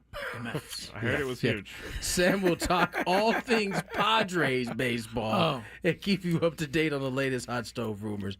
Maybe that makes the hot stove rumors part, but we'll see. He'll be talking mostly San Diego. Scrape, you got a look on your face like you really want to say something. No. You sure? Inside San Diego Baseball is one of the greatest shows I've ever heard in my life. I think it's good. That follows the Chronicles. I know. I kind of feel bad because I'm giving him no lead in, I have a question. How long does the Inside Baseball show? 1 hour or 2? So he'll be up to midnight New York time. 11. Oh, wait. Yeah, midnight. Never mind. I'm not very good at math. Sorry. No, your math is poor. Yeah, he is there for, I believe, some wedding or something. Okay. Sam's got a lot of friends all over the country. Sam is a very popular. Well, he has 750,000 followers. Like I said, he's very popular. It, TikTok or it's incredible.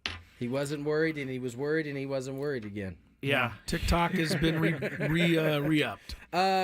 Chris, Genesis, you had some. Well, but let Scraby do some of this. But yeah, they sent us a list of the golf fans out there. Will be happy to hear this list because the Genesis is coming to San Diego, as we all know. You know what this song also signifies? Spring.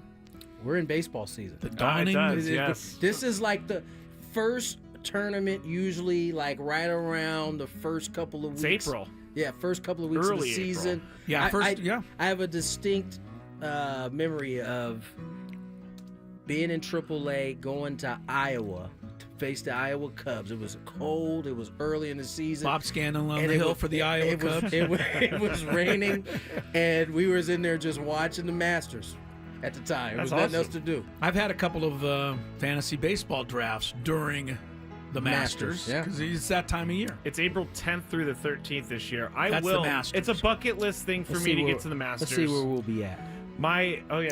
Where will you be at? Padres season. You got the calendar right there, huh? Baseball season. April 10th through 13th, the Padres are at home.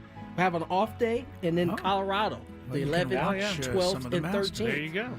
I have to go to the Masters. My grandpa took like all of his sons and his son-in-laws to the Masters. Your grandfather did? Yeah, like and 15 left you years out? ago. I wasn't. You're the a part biggest of it. golf fan I know. I am the reason, or he's the reason I'm a golf. I mean, I know person. this sounds something that I'll never have to. When was the last one your grandfather took? Oh, like he took them all like maybe 15 years ago to the Masters. I mean, this sounds like something I'll never have to worry about doing. But if somebody honestly gifted me a couple of tickets to the Masters, I would honestly want to give them to you. Because I think you would enjoy it more than I can even imagine. In this case, Chris, we would go together. All right. You can't I just would put take up the with tickets. you. Hey, thanks, Chris. I said we would go together. I'm saying you're deflecting. This is what happens when every time somebody wants to say something nice, do something nice but for you. You know what? You do that. We probably could get along enough because we did go to the Hall of Fame together. Baseball you guys got Hall of along Fame. good And during we made that it, time. We made it through that. Yeah, so. and we were walking through the Hall of Fame, and some random person just goes, Chris, hello? In the Hall of Fame. And he keeps telling me no one knows who I am, and then these random people in Cooperstown are calling out his name. Ghost of one of the Hall of Famers jumped out, recognized me. That was awesome. But yeah, the Masters, did you know? That's a hard word. Now, we were starting to talk about the Genesis. Yeah, I know. We'll go back. Yeah. Did you know? The people of the Genesis are like, oh, cool, they're going to give the list of players, and we're never going to give it. Did you know that when you put your seat down at the Masters, No one is allowed to sit in it. No one is allowed to move your seat. Could you clarify? Like if you go put down. your seat down on, say, hole 15, and you want to go walk around and look at everything else, no one is allowed to take your seat. How do they police that? It's just like the patrons. Honors rule? Yeah. People follow it because you will be kicked out of Augusta and you will never be allowed near there again. Yeah, they don't play at Augusta. They do not. They look for reasons to kick you out. They do. They do. I think the coolest thing about the Masters is that an egg salad sandwich costs like 9 cents. Yeah, they keep all their stuff really, really cheap. Did you see, by the way, having mentioned that? I mean, did my man we had on a couple years back? Oh, Michael Collins. Michael Collins. That was his favorite thing. Loved the egg salad. It was the pimento cheese sandwich. Well, that also, but both are $1.50. I mean, you can't get that anywhere except at the Masters. But I did see that there are a couple of baseball teams this year that have come out with a $5 or less item menu. I want to say the Diamondbacks hopefully, might be one of those. Yeah, hopefully, all right, Padres, get with it. Have a $5 or less menu item. I think it's a good idea. I like the idea, but a lot of times the $5 items, they don't really taste all that good. Well, that's up to the consumer. But at least you have the ability, you have the option to buy something a little cheaper. When I go to Taco Bell, I'm not ordering off the menu. I'm ordering off that dollar menu. I mean, it's Taco Bell. You Spicy potato soft taco. All right, if you want to hear who's in the Genesis, tune into go. tomorrow's show. Here we go. This guy went from the Masters to Taco Bell. All right. This is a big deal of a tournament because it's one of the PGA Tour signature tournaments. February 13th through the 16th. So it's the weekend after the Super Bowl. So the timing of this is great. It's all held on the South Course. There's no North Course going to be played here. But in order of world ranking, South is the more difficult course? South is the more difficult. And I have heard and read that they're trying to make the South more difficult. I heard the same Farmers. thing, and I think, how do you do that? Right. Because the Farmers is already impossible. There's better golfers here. So it starts out, Scotty Scheffler, Tony's guy, is in it. Number 1 in the world. Rory McIlroy, number 3 in the world. Your guy. Colin Morikawa, number 4. Hideki Matsuyama, the 2024 champion. He's there. Ludwig Oberg. Ludwig is back. Wyndham Clark, 7th in the world, Wyndham Clark. Tommy Fleetwood, Keegan Bradley, Patrick Cantlay, Justin Thomas, and it goes on and on. Is there anybody else I'm missing? Adam Scott, if you're an Adam Scott fan. Yeah, that's about it. Well, what you've got, and this is pretty impressive, 44 of the top 50 in the world are coming. Yes. That gives you a pretty good who's who of golf. For sure. If you want to. As good as you can get, right? Because the live players cannot be ranked. Correct. So obviously you're still without those guys. Who's number 2 in the world right now? That's not coming to this tournament. Yeah, I got to see who that is because it can't. Maybe it is like John Rahm, and he just is still up top or something. No, I'm trying to look. Oh, it's Xander Schauffele. Oh, he is Xander's hurt right now. Yeah, so he's not. I mean, nobody knows what's wrong with him, do they? Has anything come out on this? Let me. I've heard some. People are kind of guessing. Like, what's the matter with Xander Schauffele? Why is he not golfing? Nobody's quite sure of it. Rib injury, but yeah, no one really knows. But yeah, the Genesis should be terrific for you golf fans. And you look, we've said this before. If you've never gone out to see the professionals golf, it is a worthwhile thing to do. Absolutely. Even if you're not the world's biggest golfer, because what these guys can do on television is one thing, but when you actually see them do it, it really is quite remarkable how good they are. Like drives just fly forever. They disappear completely out of your view. It's insane how these things just go way up there. Yeah. You can't find it, and then it lands like 350. My favorite is when you're standing. I think the best part is the sound of the ball off of their club. Oh, because it's like a shotgun. It's different than our sound. It's way different. Mine's like and when they just like thwack. And when they hit the ball, it's not baby come back. No. Baby come back. You can do it. All right. There's your Genesis. There it is. But go have fun there at the Torrey. That'll be fun. Off to break we go. Big 5 on the other side. Ha-Seong Kim. He go. We'll talk about his his signature moment as a Padre.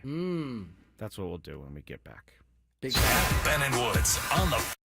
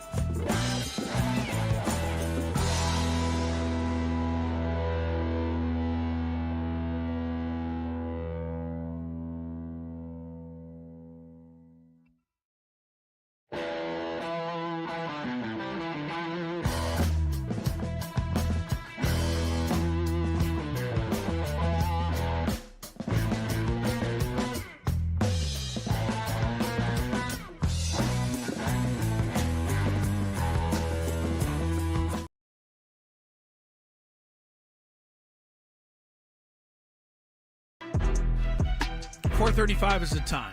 Crisello, Tony Gwynn Jr., Matt Scraby. Coming up, the Big Five. Still ahead today. You high school basketball fans. Regular Wednesday night. Our guy, Michael Flix, with the latest on the high school basketball scene. I had a game Friday night with our friend Mike Hopp from St. Augustine. Oh, yes. And I got to tell you, he is one of the funniest coaches that you can do a game for when he's not mad at you. Yeah. I bet. And here's one thing that happened was ball went out of bounds, thought it was off his team. He thought it had deflected, obviously, off the other team. He argued with my partner as my partner started up the court, and my partner said, "No, I didn't see it." So it's coming to you now. What he meant, but I think what he meant was, because Mike said that was a deflection. My partner said I didn't see it. When I came up the court, he said, "Chris, there was a deflection." And I said, "I didn't see it." He said, "Well, if neither of you saw it, then it has to be a jump ball." I agree with him. What you meant was what I meant. I didn't see the deflection right. that he said he saw. Right.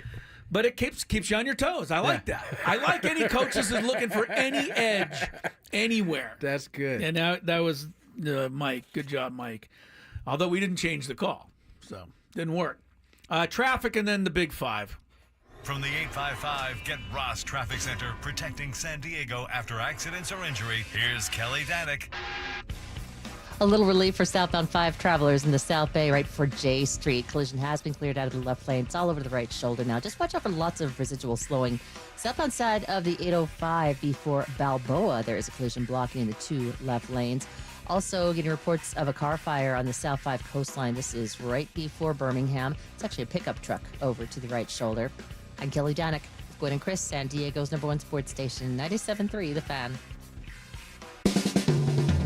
It's that time of the show when we check on the latest in sports. Only the most important topics and questions are brought to light. Stop what you're doing and listen. These news stories will astound and amaze you.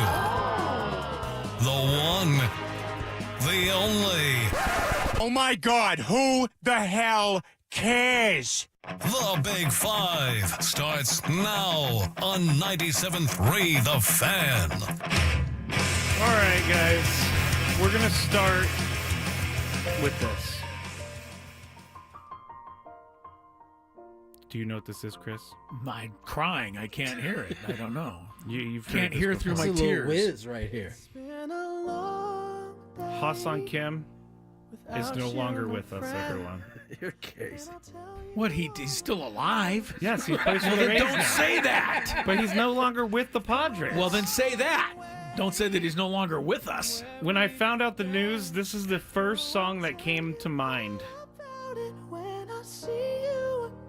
Okay, that's enough of that. Yeah, that's plenty. We talked about it. Ha-Seong Kim is now a Ray, and we want to know, or at least I want to know, in his 4 fun seasons in San Diego, which was his signature moment? In the end, he will have played 540 games for the Padres.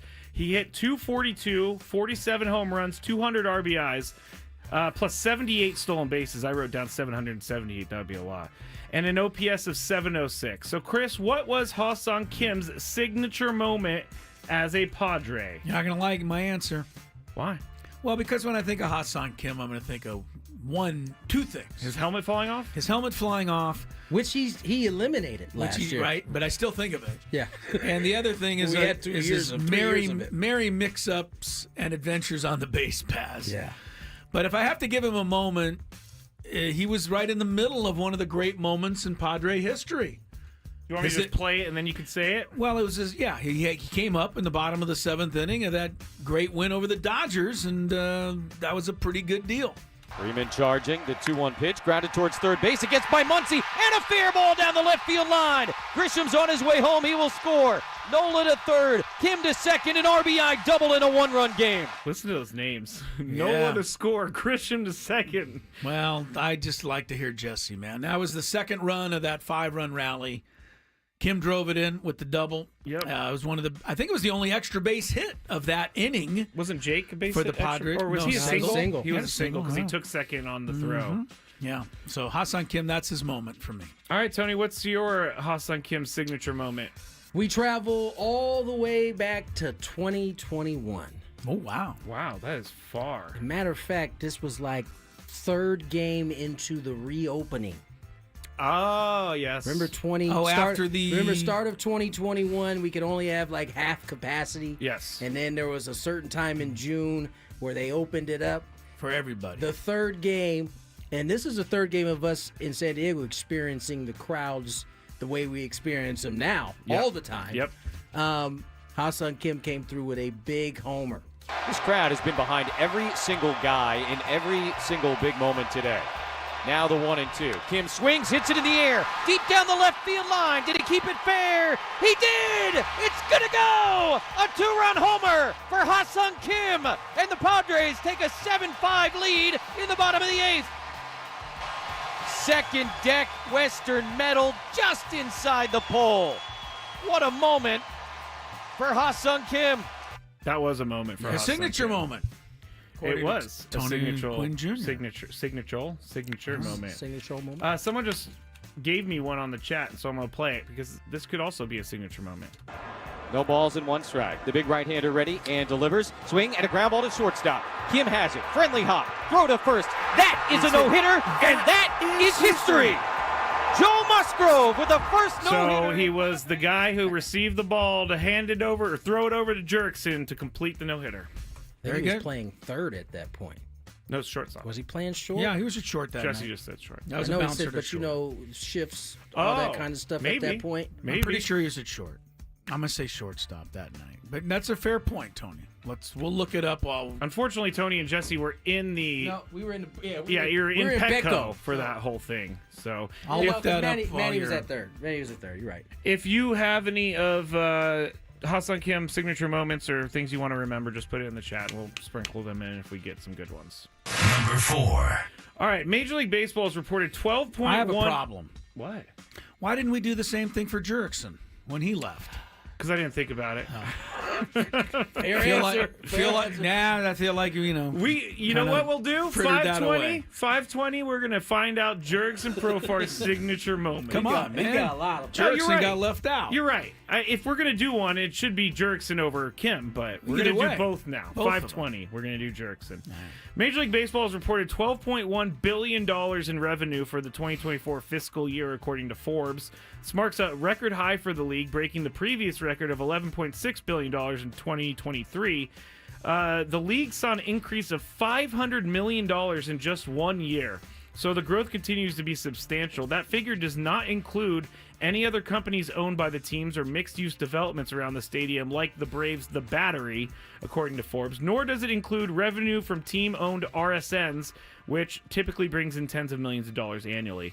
So outside of 2020 and 2021, going all the way back to 2014, MLB has increased revenues from a reported $9 billion to $12.1 billion, meaning there's been more than 33% growth in 10 years.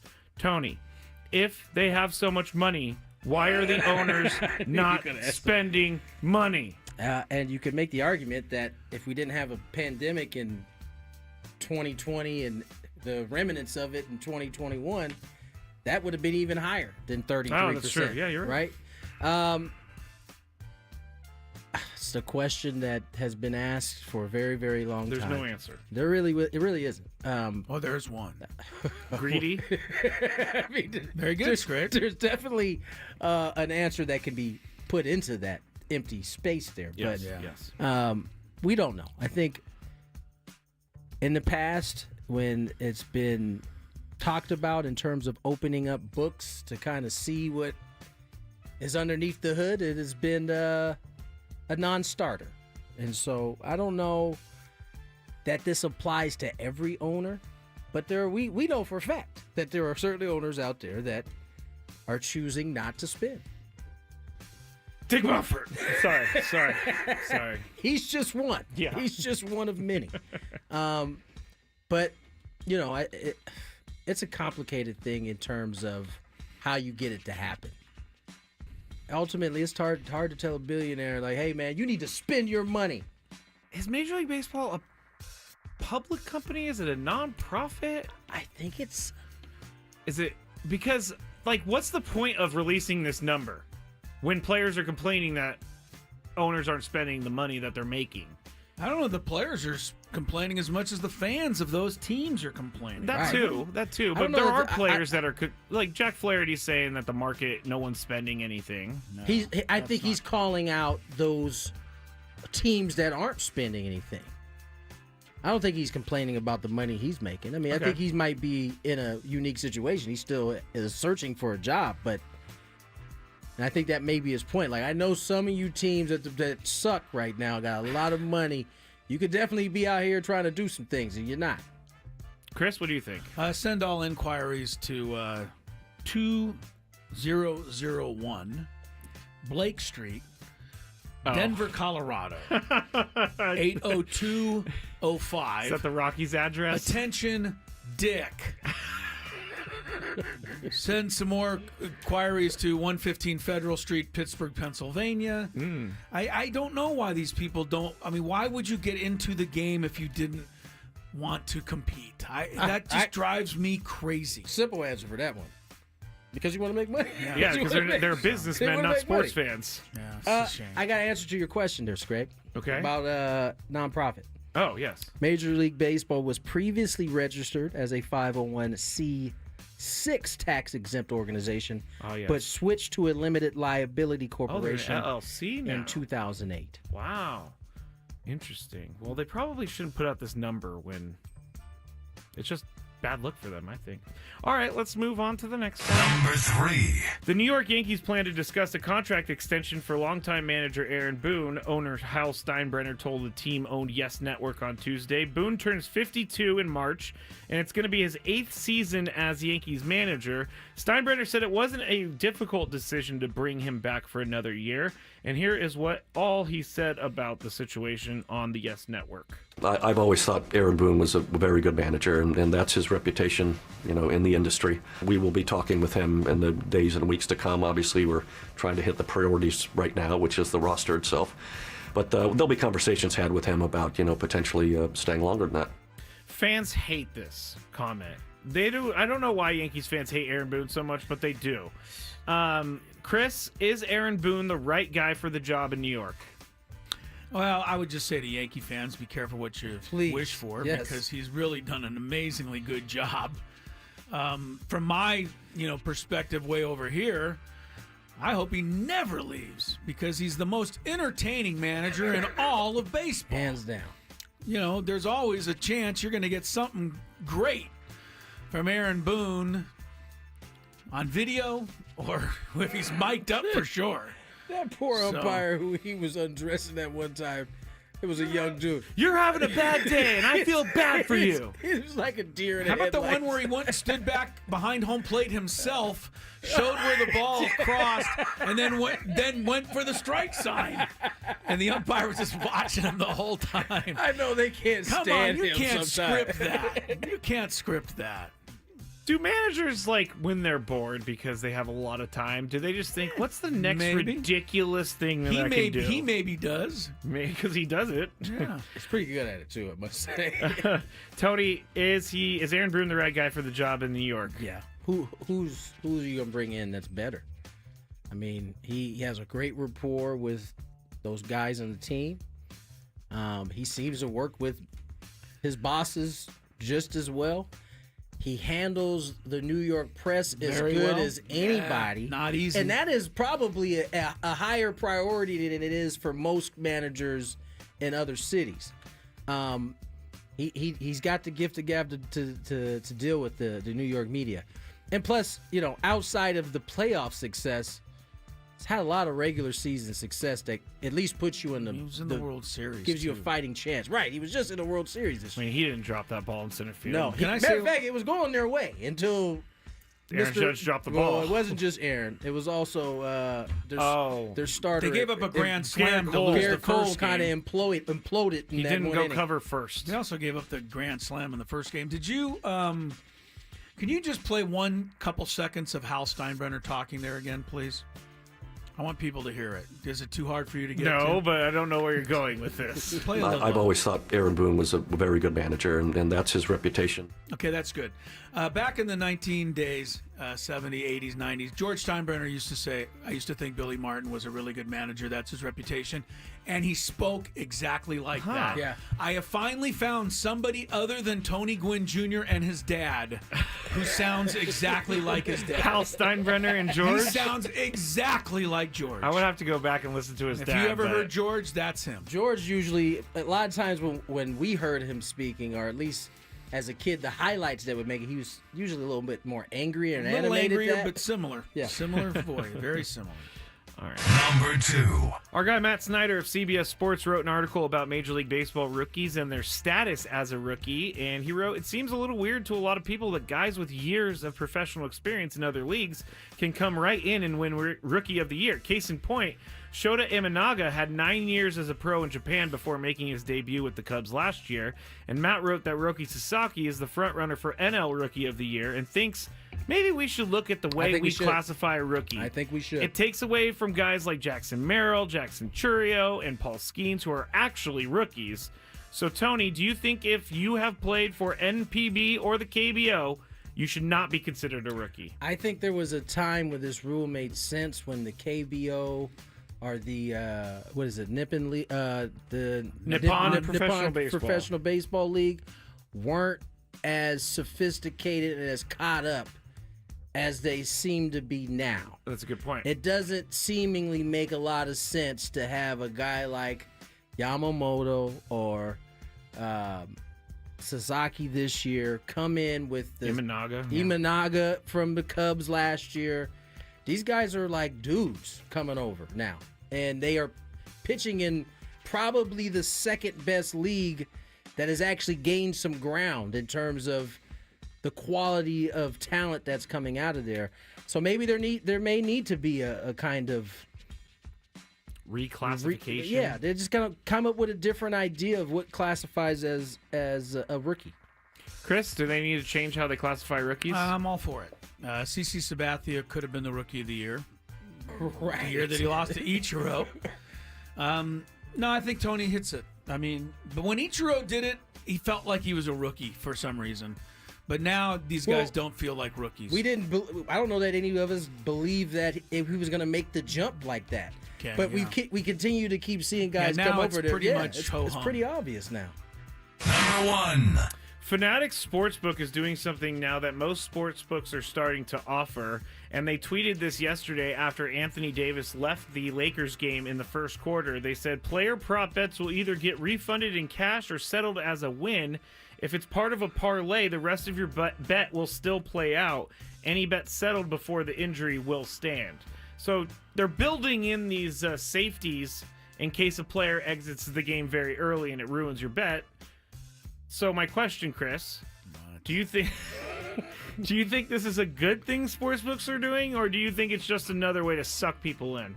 What do you think? It's another way to suck people in. I have no other answer for this. They're doing this so that they can, interest more people in betting and make sure that more wagers are decided normally, which end up going in their favor. Yeah. I don't like this, but yeah. You're the dummy out there. I know that before you get to Tony, I know that they do this thing now where if you do a first touchdown scorer, if you bet that and you don't get it right, but your player scores second, you still win. It's very confusing. Anyway, Tony, do you think this is a good thing sportsbook are doing, or do you think it's just another way to suck people in? You know what it is. Sucking people dry. That's what it's doing. Sucking people dry. Wow. All right. On that note, take that for data. You know what I meant. Yes, I do. I'm just a child. When we get back, we'll talk more about Ha-Seong Kim. Why did I not think of that at all? We got Michael Flix later. We got the biggest fan at 5:30. Man. Stick with us, 97.3 The Fan.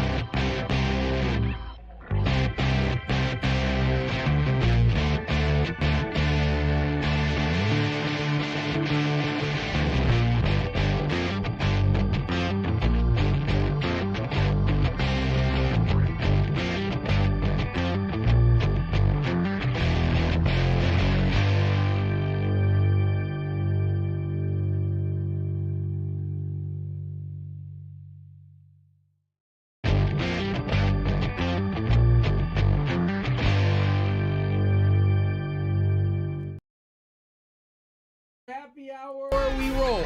Tony Gwynn Jr., Chris Ello, Matt Scraby.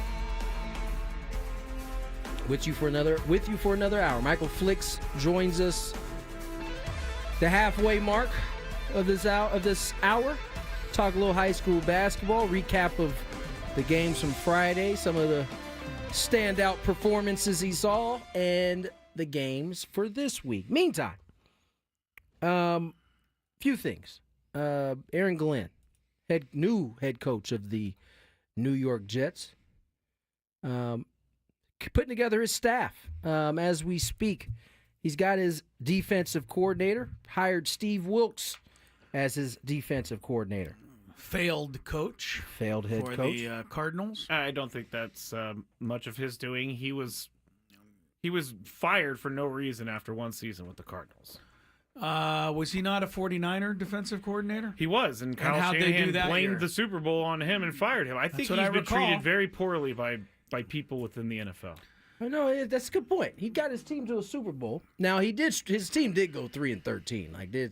I know he only got 1 year. It was the Cardinals. I think this was pre-Kyler. It might have been pre-Kyler, huh? Are we talking Clayton Tune days? Well, yeah, I don't even remember Clayton. I'll go see what year. But nonetheless, the staff for the Jets starting to fill out. Let me ask you this. If the Jets match, I don't think they do, but if they matched up with the 49ers somehow next year, how fun would that be for Steve Wilkes? Would he not be motivated to beat Kyle Shanahan? Absolutely. Badly? Beat the brakes off of Kyle. Mm-hmm. Yeah. That's what he would like to do. Absolutely. Whether he could do it would be a whole nother thing. You know what's interesting about, let's talk about defensive coordinators for a half a second. Okay, we're done. One of the things that the Chiefs do, Spagnuolo in particular, Nola. is the same thing that Belichick did with the Patriots. And it makes so much sense that what doesn't make sense is that every team doesn't do it. And if you go to the Chiefs' victory over the Bills, the one thing that the Chiefs absolutely did not allow to happen was for Josh Allen to run the football. Sure did. He gained maybe 30 yards on about 12 carries. He had one big rush for like 12, and that was it. Maybe one. And if you go back to any game that the Chiefs play, like James Cook for Buffalo, he ran over them. And those wide receivers got open. But Josh Allen, when he looked to run, there was nothing. And that's what Spagnuolo does. And Belichick used to do the same thing. What they do is they look at your team, and they go, what do you like to do best? And they say you can't do it. We're going to take that away from you. Why every team in the NFL doesn't do that every single game drives me crazy. I think because it's a very simple concept. I think they would love to, but they can't all execute it the same way. They can't execute it. Doesn't the Miami know that Josh Allen's going to kill them with the run? The things apparently not. Why don't they? They don't stop it. It's a discipline thing, though, right? Because one thing I hear Bill Belichick talk about all the time when facing a scrambling quarterback is you have to stay disciplined in your lanes. That means you can't, if you get up the line, if you're the outside rusher, and you get up the field, you have to maintain that same spot. Because the moment you try to cut in, all of a sudden that pocket collapses, and you've given a guy like Josh Allen places to run. The Patriots were the best at it. They would, whether it was Vic or any of those running quarterbacks, they would come up, and they would just keep you in that little... But that's not the only thing they would take away. Some days they took away your wide receiver. Some days they took away your tight end. Some days they took away Derrick Henry type guy. I think that's what Whatever it is.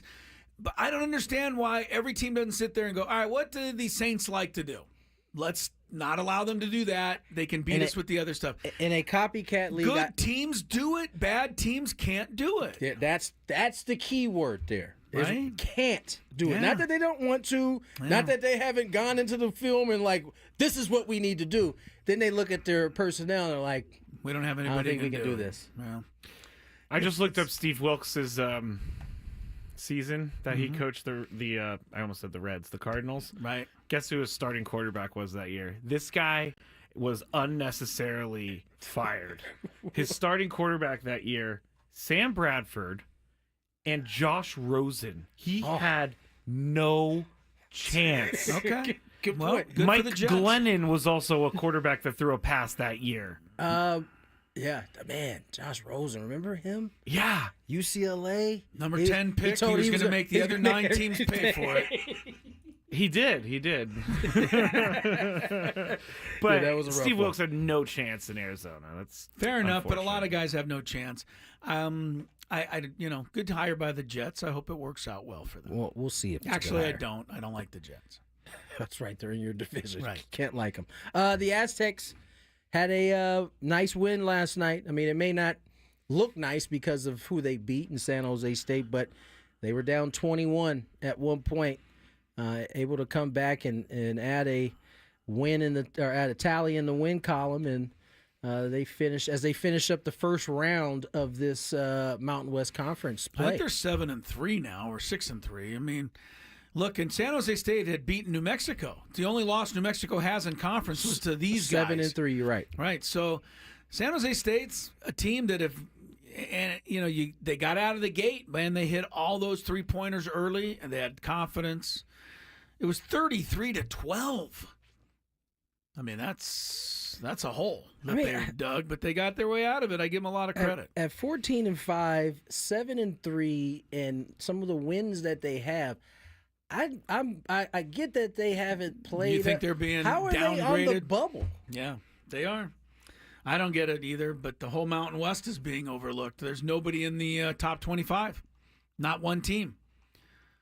So I think whatever they are, the net ratings, analytics, Ken Palm. Yeah, they don't love the Mountain West this year. And we talked about it earlier. The Aztecs beat Houston. Every time I say that word, I have to go Houston, because Scraby gets mad if I don't. It's not me. I hear about it from everyone. Does Chris know it's actually Houston? Yes, I've told him before. Why don't you say this to him? And they don't. But every time I say it, I say Houston. No, you so say who it right says now. anything? You say it right now. I don't even remember when you said it wrong. I don't for either. to Maybe start once. any of this. Maybe once. What did you say? Houston? Houston. With a Y.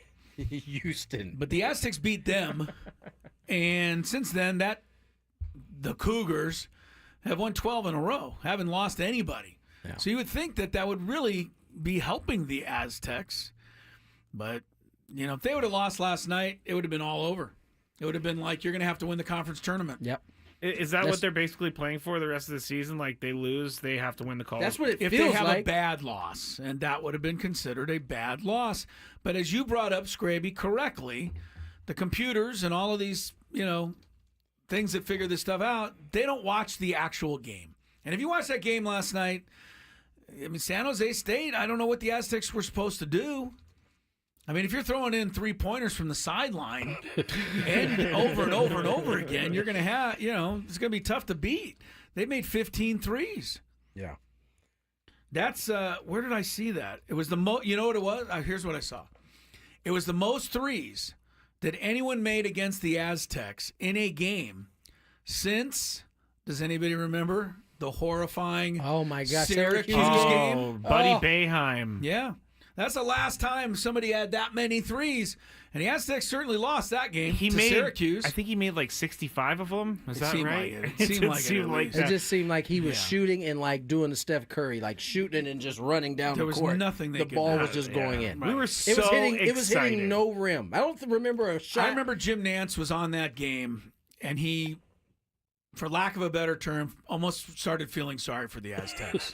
It was like, they have to be better than this. But there wasn't anything they could do. Well, it was a very similar feeling last night, but just they won. Raining parades of threes. Good for them. Out of the sky. Yeah. What's he doing in the NBA? Buddy Boeheim, he's shining shoes at the entrance to the palace in Auburn Hills. Is he on Detroit? No, I don't know where. How about this? This sounds fun. You guys were talking about the Utah Hockey Club the other day. Did you guys hear what they're doing? No, what happened? Because the Yeti is out, right? Yeah. They will can't not be called moving the Yeti. forward with Yeti or Yetis. Yeah. As its team nickname. So the team expects to announce a permanent name and identify before the 25-26 NHL season. They are having a fan vote Oh gosh. And they're in the arena, fan vote. Oh gosh. So people are going to show up to the arena. They're going to somehow get the votes of everybody in the arena, and that will decide what the name will be. The name options are. Oh yes, let's hear. Wait, are they going to do it in one night or over time? This is one night. Fans attending Utah's. One night. Oh, check this. Sorry. Fans attending Utah's next 4 home games will have an opportunity to vote for 3 options using tablets stationed around Delta Center. The team estimates that they could be upward of 15,000 fans per game. So, the name options are the Utah Hockey Club, the Utah Mammoth. Is it? I'm not sure how I pronounce Utah. Wasatch. Wasatches? Wasatch, yeah. There you go. The mountains in Utah are called the Wasatch Mountains. Yeah. But why would you call your team the Wasatches? Well, not Wasatches. It's Wasatch. Oh, just the Utah Wasatch. Yeah. So you're named after the mountain range. Still stupid. Mammoth, Wasatch, or Hockey Club? I got to go for 3. Those are the 3? Those are the 3. I got to go for 3. Oh, man. You're not feeling those? No. None of them. Not even like Utah any. Mammoth? You know, I might have to settle for that. That might be the best one of the 3. I don't like any of them. I'll take the Utah stupid faces. I would just go for football team since the Washington guys aren't using it. I will never forget this story, but there was a research ship, I think maybe in England, that they left it up to fans and people to vote for the name of this research ship. And you know what? I want to know what won? Bodie McBoatface. So they have to name this ship. They legitimately named it Bodie McBoatface. This is why you don't give fans a vote on what you name something. Yeah, that's a tough one right there. Bodie McBoatface. Everybody was just terrible giggling names. as they voted for that one. They're like, it's never going to happen. Let's get to break. More Gwynn and Chris on the other side. There's some traffic. From the 855, get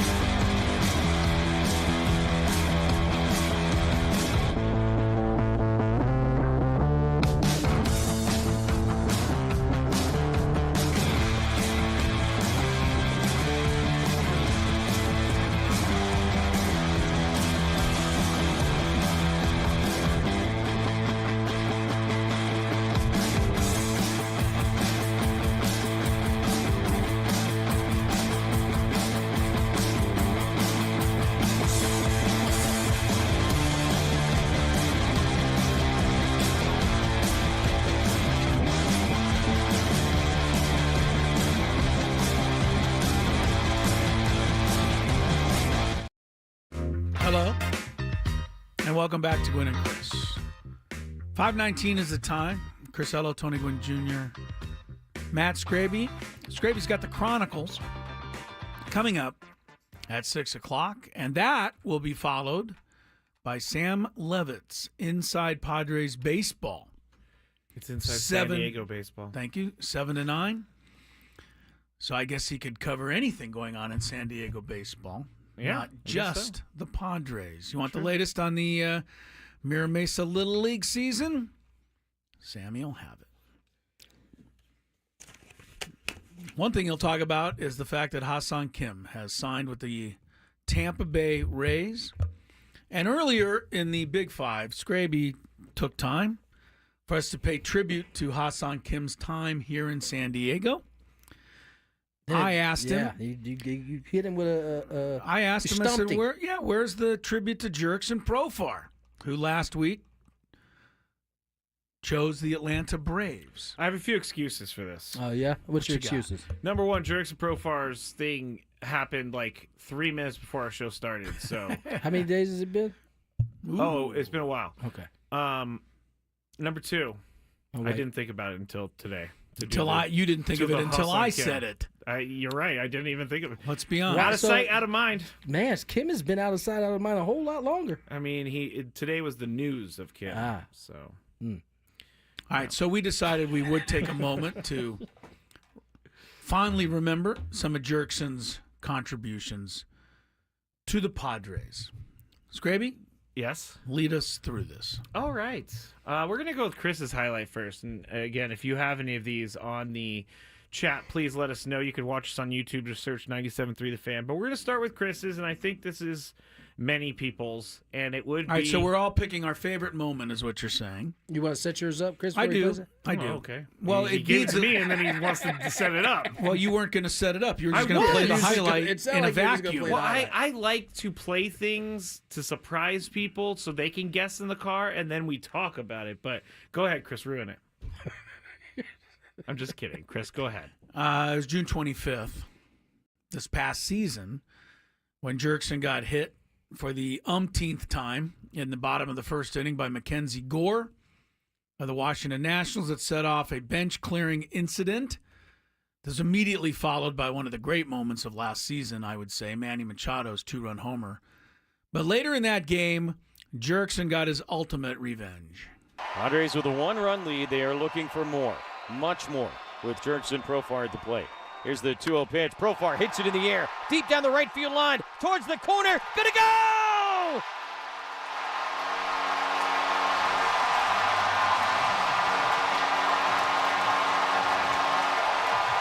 The ultimate answer. Grand slam, Jurickson Profar. Yeah, that was the end of the last we heard from Keibert Ruiz and company. You know what I remember about that? And Jesse Winker and all of those guys. What I remember most about that was most irritating, is that Keibert kept his face mask on the whole time that I believe he was having the conversation with Jurickson. In the first It's kind of weak sauce. I mean, it's smart. It's like just in case you decide to hit me with a forearm shiver, I got some protection. Yeah, this guy's covered in armor, but he didn't want. I mean, it seemed like it was for show, and then it backfired in the end. It did backfire. It was really a lot of that moment was kind of the ultimate moment of what was just a magical season for Profar. Seemed like every time something set up, he was the guy. It was. It really did. So, Tony, your moment. My moment was, I think, probably Jurickson's first, like, big time moment. Padres they snuck in the back door for the postseason. They opened up the series, and Mets, not a lot of people picking the Padres to win. The Mets were 100 wins that season, and Jurickson got things popping early. Profar, switch hitter, left-handed, swings at the first pitch, hits a missile out towards the right field corner. Marte goes back, looks up, it's a home run! Just got it over the fence down the right field line. 3-run home run, Jurickson Profar, the Padres' third of the night against Scherzer, and it's 6-0 San Diego in the fifth. That was like the nail in the coffin of game one. Yeah, because you kind of thought 3 was good. Mets will probably come back. Right. Scherzer, No, they weren't coming back. 6 was a done deal at that point. And might that be one of the very few calls? That call might be worth something someday, Scrape. Why? One of the very few calls where Jesse Agler said home run. Rather than it's gonna go. That's true. Does Seemed Jesse to catch say it's Jesse gonna by go... surprise there a little, but that's okay because it just did sneak in. Does he say it's going to go on the road, Tony, or is it just a home thing? I'm pretty sure he says it. Okay, Yeah, I just make sure. It's a call. I think he says it. All right, here's my moment, and it was in the playoffs from this last year, and it was great at the moment, and then Mookie got the last laugh when he hit the home run, but Jurickson Profar robbing Mookie Betts and then hiding the ball from everyone was great. 1-0 Padres, bottom of the first. Mookie swings at the first pitch, sends it in the air to deep left field. Profar's going back. He is at the little wall. He will leap into the stands, and he can't make the catch. A home run.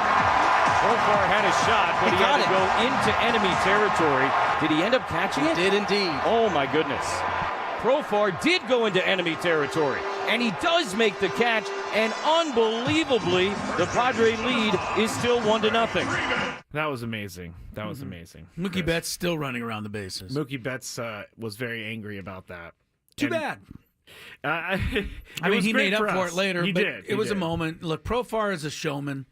He part of what he does. Like, let's be honest.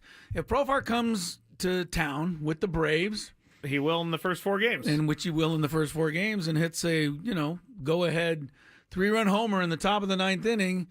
Probably going to take his time going around the bases a little bit. I mean, that's just part of his game. And when he was with us, fantastic. Loved it. And he purposely did that psych job on Mookie Betts. He did. Because every other outfielder who's ever pulled a ball back like that immediately holds it up to show everybody, hey, I got it. Yeah. Profar did not do that at all. No. He made it seem as if he didn't have the ball. And nobody knew for a good few moments there. Yeah. That he had caught it. I love it. Well, we all love Jurickson. I just, keep that in mind. If as an opponent he does anything that, rankles you. Yes. Because it's all good when it's on your side. I have to think, and I know this is going to be the case, but he's going to get a standing ovation. Oh, yes. No doubt. But do you think if he hits a home run, we'll boo him? Boo him? I think we might. No, they're not going to boo him, but we're going to be not going to cheer it. Profar is, beloved here. And that's why somebody asked, where did he belong on the top 10? Or if he belonged in the top. You asked. Yeah. And I tried to get him in there at 10th, which is hard to do when you consider the 98 Padres and the Tony's dad's team, the 84 well, both of them were Tony's dad's teams, but the 84 Padres, I mean, there's a lot of love for a lot of those guys. Yeah, that's true. But Profar, I mean, when you talk about recent vintage Padres that people like, Profar would have to be way up there. In the entirety of the Padres franchise, there's just, he didn't play enough for the Padres to really get into that top 10, I don't think. But for all time. Many, many great moments with Jurickson Profar, for sure. Yeah, I wish we could have some more. Me too. This year. Me but we too. don't, and we don't have, as it turns out, no Ha-Seong Kim for next year or beyond. He is now a Ray.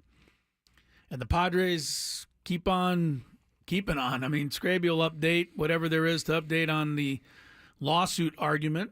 But that shouldn't take long because there isn't a whole lot more to say today. I was going to say, there's not much there. No, it's still the, it's a frustrating thing. Yes, it is. I mean, I want to get it. I want to understand where everybody's coming from here. But ultimately, we're the ones suffering a little because we can't really, we're not privy to anything that's happening, but to say that it's the lawsuit and the whatever's happening is not having an effect with the continued building of this team, at least as it stands January 29th, it's hard for us to stomach all of this because nothing's happening. Yeah. We just have to wait and hope something does. Well, I'm waiting for spring training for all these moves to happen. Yeah. All right. Michael Flix, high school, he's got it down. And if you got somebody in high school, you play high school, you just like high school sports. We do it once a week on Gwynn and Chris. It's next. Ben and Wood.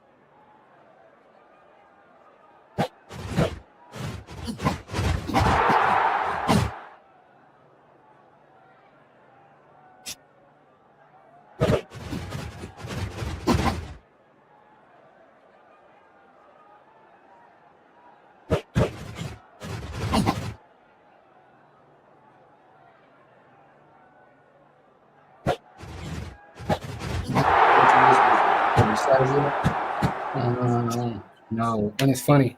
I wasn't booked for La Jolla on Friday, but I'm booked for next Thursday. And I didn't go to that. I went to the San Marcos game. Don't forget about ranking Canyon Springs or Point Loma on the girls' side. Oh my God! Is that who you said you guys gonna play the other day when you had us? That was kind of. I did a good game the other night, East Lake and Modern Day. Good close game. I don't think they're top 10, but it was a very competitive game. A couple of good coaching jobs.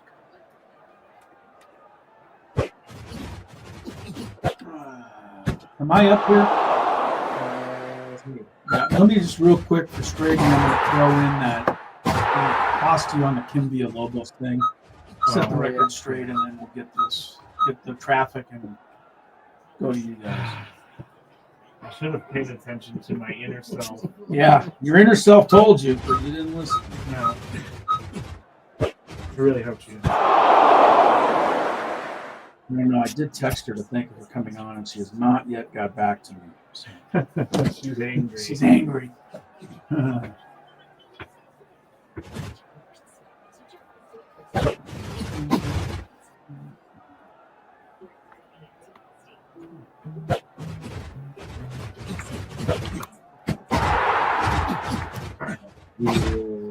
Two minutes.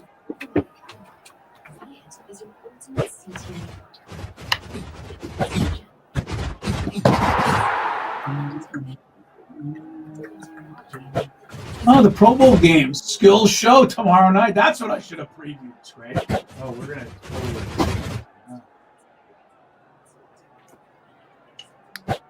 coming up. Whoa! Wow. Can I do another preview? Coming up. Let me do it. You want to redo it? Yeah, I do.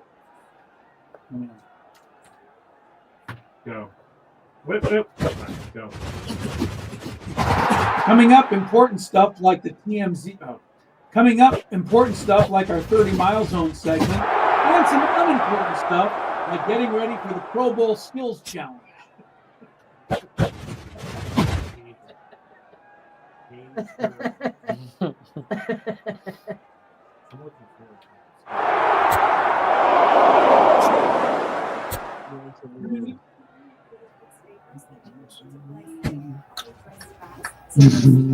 Coming.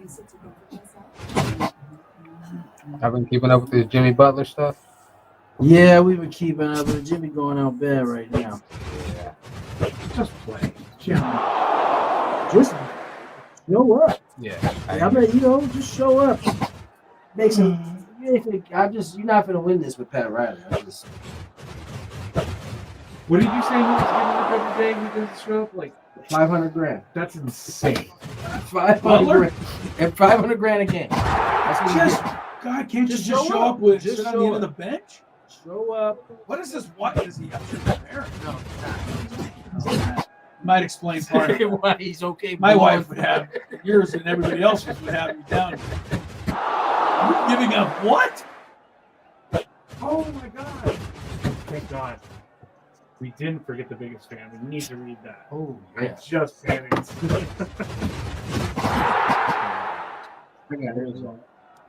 Tony's got it. Traffic is ready, Tony. Yo, Ortega.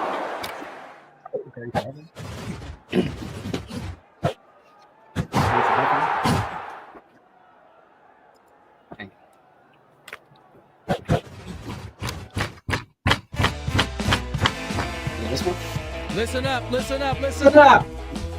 Congratulations to today's biggest fan, Miguel Ortega of Chula Vista. Give us a call back within the next 10 minutes, 833-288-0973, and you'll qualify for our grand prize, 20 tickets for you and your friends for a night in our Odyssey Suite at a Padre game later this season. Remember to register your name at 973thefansd.com/biggest fan. That's Miguel Ortega. Let's go, Miguel. 10 minutes. Clock is running. Starting Good luck. now. Chris, you had something? To you. I do. Yesterday, Kim Villalobos from the Aztec women's basketball team joined the program. And because of a bit of a snafu here, while she was on, our YouTube page had a photo up while the interview was going on with Kim. Come to find out, that photo was not of Kim Villalobos. Why'd you give me that photo, Chris? Yeah, right. The Gwynn and Chris show regrets the error.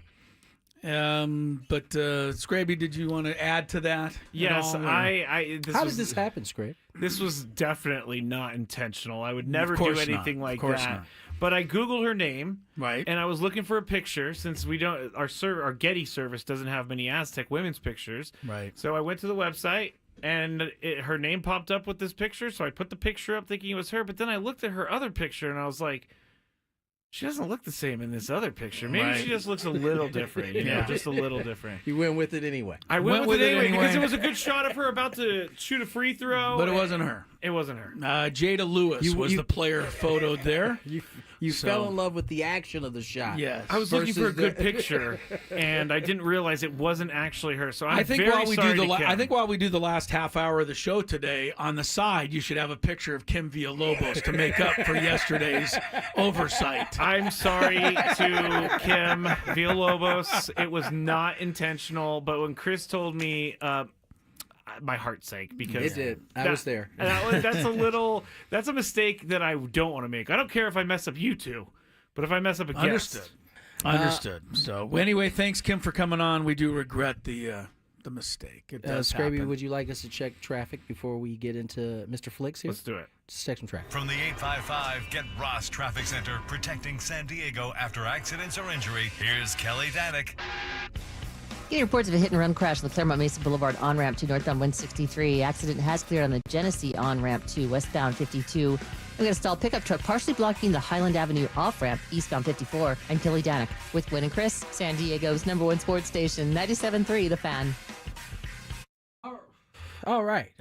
What has become a quick favorite of the Gwynn and Chris show every Wednesday, our guy Michael Flix joins us, and we get to talk some high school basketball here in San Diego, and it's been a nice season. A lot of different things, some excitement happened, some knockoffs. We've discovered a lot of really talented hoopers here in San Diego, and one of the few times my partner / referee Chris Ello is actually in the building to participate. So yeah, I'm happy to be in here tonight. Michael, how are you? I'm doing well. I can't complain. How are you guys? We are well. Where should we start this week? I mean, last week we had quite a few different games highlighted going into that week. I believe we had the Chula Vista game. Mm-hmm. We had a Madison game. San Diego High, if I'm not, we covered at some point. Mm-hmm. What are the games that we are looking back on this week that, you caught your eye? Last Friday, San Marcos beat their crosstown rival Mission Hills 63-54.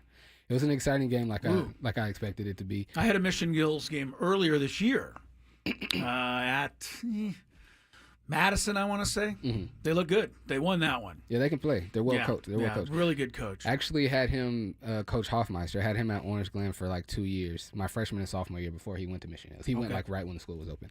Yeah, but they're well coached. They're a really good team. Unfortunately, they lost to San Marcos, who's led by junior Jalen Williams and sophomore Richie Ramirez, as well as Elias Flame, I believe is how you say his last name. He hit 4 threes and had 14 points last night. So San Marcos is very impressive. Now, San Marcos, if I'm not mistaken, number 2 in the county right now. Is that a bit of a surprise? I mean, all season long, I don't know that San Marcos was. I think we had them in the top 10 early, but they seemingly have continued to climb this this ladder a little bit.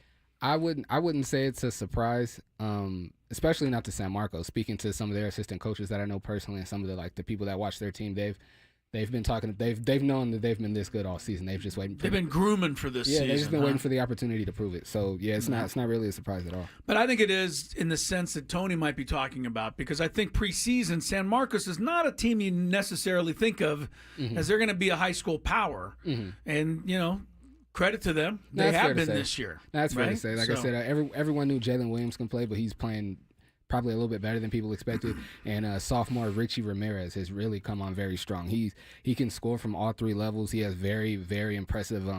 His passing vision is very impressive, and he can get pretty much anywhere on the floor. And he defends. He defends at a very high level for a sophomore. So now, University City is another team you've highlighted this week. Now, I've seen a couple clips of that team. They seem like a pretty athletic bunch there. They won really running away against La Jolla this past week.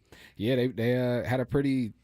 I didn't expect them to put it on La Jolla the way they did last night, but they beat La Jolla last night 74-49, and they were led by junior Dylan Griffin, who dominated last night with 39 points and 12 rebounds.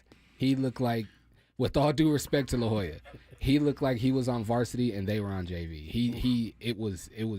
They had no answer for him last night. He would not have scored 39 if I was reffing. I would have called a couple of travels, calmed him down a little bit. To La Jolla's credit, their big man was out last night. His name is escaping me right now, but their big man is about that's a factor. 6'5". He's a big, strong kid, knows how to rebound and knows how to play with his body around the basket. They were without him last night, so that made it a little bit easier for Dylan. But like I said, he absolutely dominated. This week, what are the matchups? I assume today is Wednesday, so I assume we got a matchup tonight. Yes. And some Friday as well. Yes, tonight, Olympian, who's on a 6-game win streak. They're still going rolling high after taking down Montgomery. Absolutely, still riding high. They host Victory Christian tonight, who's 10-10, and they're coming off a loss to Montgomery. So that's a pretty tough back-to-back for Victory Christian, playing against a red-hot Olympian. I'm sorry, playing against the number 1 Montgomery and then a red-hot Olympian. But they have a talented bunch. They're led by Jaden Gray and Angel Ochoa, both two guards who know how to play, who know how to score, who know how to get their teammates involved. And it's kind of the Olympian guards play a little bit faster than they do, but they're pretty comparable to Olympians guards. So that'll be a pretty interesting matchup tonight. Victory Christian's having a good. You said 10-10, but Yeah. they're one of those teams that played like one of those crazy schedules. Yeah. So their 10-10 is better than a lot of people's It is. 15-5. It is. That's a good team for sure. And Jaden Gray, he's a junior. Jaden Gray can really, really play. He's been it's pretty much since he's come into high school, he's been in the conversation for the best players in his grade.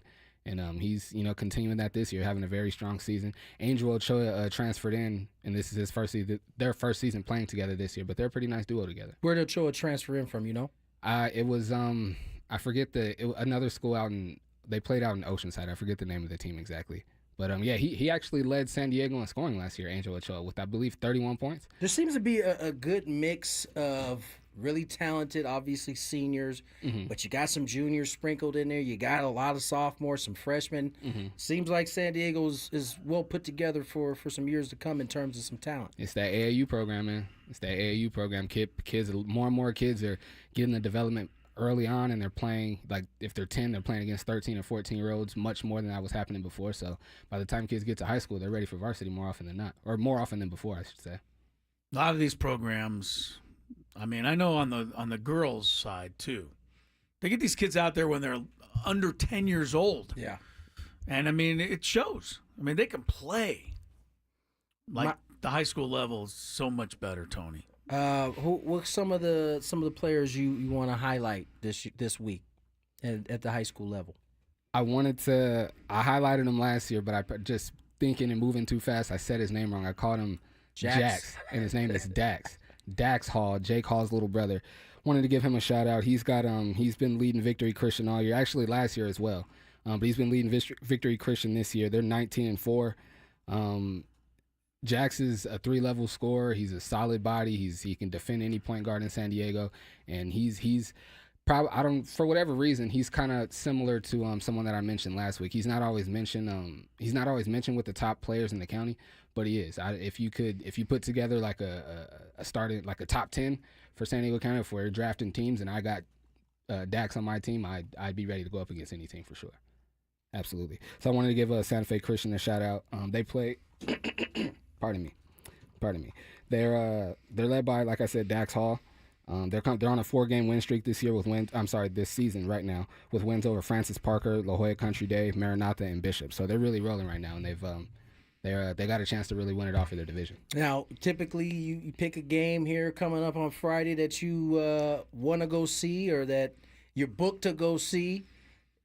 Either one. Which way are you going to see this? Which team are you going to see this week, you think? I'm thinking about going out to check out Carlsbad, actually. I've been thinking because I haven't been out to see them for a while, and they took the losses that they took. I wasn't there to see it in person, and so I want to just the loss. I'm sorry, I want to put a loss. Sorry, you know they'll be in the comments the loss about that. They took. I wasn't there to see it in person, so I wanted to go and check out Carlsbad, and I also wanted to go out and check out Torrey Pines. But I'm probably on the 31st. I'll probably be out to go check out Carlsbad as they play Torrey Pines, and also wanted to get out and go check out La Costa Canyon coming up pretty soon. Carlsbad was the champ last year, were they not? Yes. Won everything. Yes. And I think they won the Torrey Pines tournament and then ended up going on and winning the Open Division Championship. The section of the Open Championship. Mm-hmm. So they're coming off a great year. Yes. But it's hard to duplicate something like that, like the year they had last year. Yes, it's going to be tough. I mean, they two of their starters, Tony Duckett and one other player, they both are off playing Division I basketball right now. Both are actually playing very well. Yeah. So I mean, they reloaded a little bit. Jordan Gardner's really stepped up. His younger brother is a freshman and he's on the team. He plays high minutes. So they, I don't want to say reloaded, but retooled and reworked their lineup, and they're still playing pretty well. That's what makes Montgomery such a tough get this year, is that they got everybody returning from last year that was on the losing end of that game, right? Yeah, for sure. And they're hungry and they're ready for it. And they have twins on the Montgomery. Yes. So if you foul one of them out and the other guy's hot, they go in their locker room, they can exchange. The hot kid can come back in the game. I didn't even think about that. I was about to say they got that telepathy thing, but yeah, they could just swap jerseys. Yeah. Halftime you come out, it's the other guy. Also, I'm sorry, also on Friday, Mission Bay plays Scripps Ranch. That's going to be a pretty good game. Pablo Balderas, he's been playing well. He had 12 points and 25 rebounds the other night. So he's still riding high. 25 rebounds. He's had, I want to say this is probably like his fourth or fifth 20 rebound game this season. So he's been absolutely killing. And congratulations to Pablo. He just committed to Cal State San Marcos. I saw that. He just committed to Cal State San Marcos. So shout out to Pablo. Congratulations, bro. That's this is a part of what you've started to see San Diego high school basketball become. Mm-hmm. A lot of these guys are going off to play Division I, Division II hoops and doing it at a high level. He's the latest commitment. Oftentimes we are further down south or maybe towards the coast. Are there any teams in North County at all that, move the needle? I know we talked a little bit about San Marcos and Mission Hills.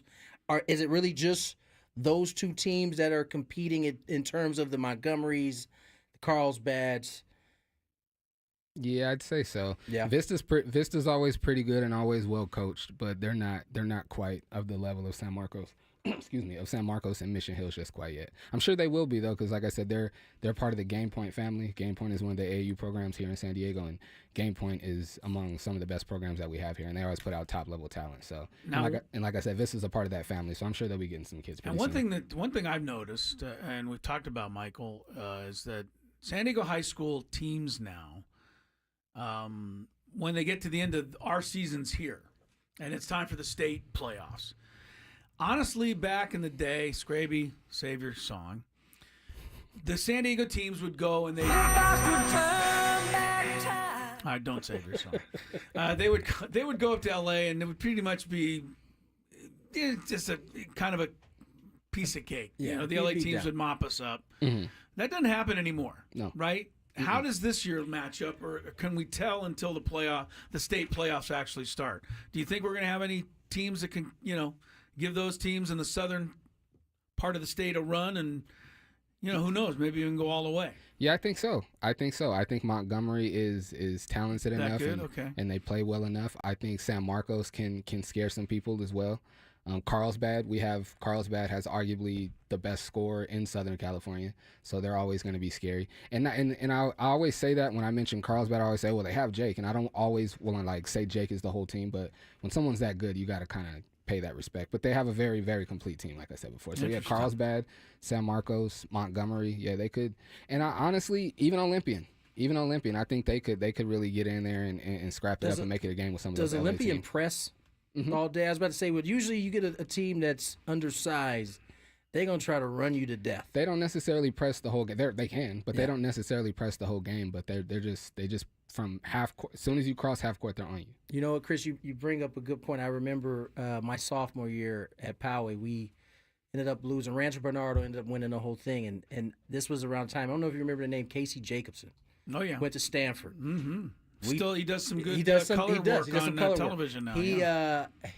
They played. Rancho Bernardo played his high school. I can't remember what high school he went to the first round. It didn't go well. You know, he had a big game, but it just speaks to what it was like around that time. There was a gap, and that gap is seemingly closed. I covered Junior Seau's Oceanside team. That's going. Scrape, you already played the song. They went up there one time. They went up there one time in the LA Sports Arena back, and they played. I don't remember the name of the high school anymore. Wilson something or other. Anyway, Scott Williams, the guy who ended up on the Bulls, backup center. Remember him, North Carolina? Yeah, Junior's team was great, but they were not any match at that time. You know, for an LA school like that. But nowadays it's changed, I'm really excited about that. I remember even either 99 or 2000. I mentioned him last week. Isaiah Orange, when Orange Glenn played against Dominguez and Tyson Chandler, and Dominguez came to town, and we expected Compton Dominguez. Yeah, we expected that to be, it's like because our team could play, and Dominguez came in here. And granted, I will say Isaiah Orange got a dunk on Tyson Chandler, which was legendary for Orange. I mean, Compton Dominguez. Outside of that, that size was probably it was too much. That was the thing that I always. He's also 7 feet tall. Right. So, I mean, there ain't too many of those walking around. Right. In high school, right? Nonetheless, great work again, Michael. We'll do it again next week as we get closer and closer to playoffs. We'll try to start highlighting these teams that we know are going to be in the tournament, and we'll follow it all the way through, or as far as we can. You know, obviously baseball season around the corner. I will eventually have to depart, but it's been this is where it's at. We appreciate you coming on every week, man. Oh, it's my pleasure, man. I'm having a lot of fun. This is, like I said, this is a highlight of my week, and I look forward to this every week. So thank you so much for having me. No problem. No, we are not the highlight of anybody's week. It's nice to hear that. Thank you. Michael Flix, you can catch him at? On the mic with Michael Flix is coming back very soon to YouTube. But other than that, my Instagram, Michael Flix, MICHAEL.FLIX. And then Flix Media Network on YouTube. Everything I point my camera at is on my YouTube channel. Appreciate it. There it has. We are winding down to today's end of the show. I think tomorrow we will start at least kind of peeking at the Super Bowl a little bit. We still got like a week and some change before. We can peek at the Super Bowl, but Tony, how are we going to be able to draw our eyes away tomorrow from the beginning of the Pro Bowl Skills Challenge? I don't know why he keeps ripping this thing. I mean, I think why it's am I obvious. ripping this thing? It's one of the coolest things I've ever seen. It's definitely not cool anymore. I mean, I got the biggest kick yesterday. The NFL sent out this big directive how Derrick Henry was going to miss the Pro Bowl. Guess what? Everyone's going to miss the Pro Bowl. There is no Pro Bowl. But he's been replaced by somebody or other. I'm like, what is the big draw here other than maybe a contract situation? Baseball's the only all-star game that still has, I mean, just an ounce of something. Well, they're going to redo the NBA All-Star game, right? Well, they're going to actually start wearing their own uniforms again, I think, which is a blessing for all of us. Yeah. And they're doing the same thing in baseball, I believe, this year. They're getting away from the team uniform, which has always been a mistake to me. I mean, last year's was the whole just point of brutal. those games is to represent your organization, and if you don't know what a guy team plays for, it's just kind of pointless. Yeah, remember when Paul Skeens started that game? Number 1 ranked Auburn is leading. I know, kidding. Get over this. Number 1 ranked Auburn is leading LSU 77-66. later on into the second half. That's the scoreboard check I have for you. Nothing else of that much importance is going on out there. Scraby Chronicles up next. Speaking of things that are unimportant.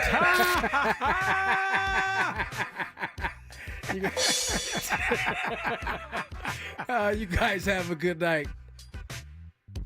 Yeah. Peace. I'll talk to you in a second.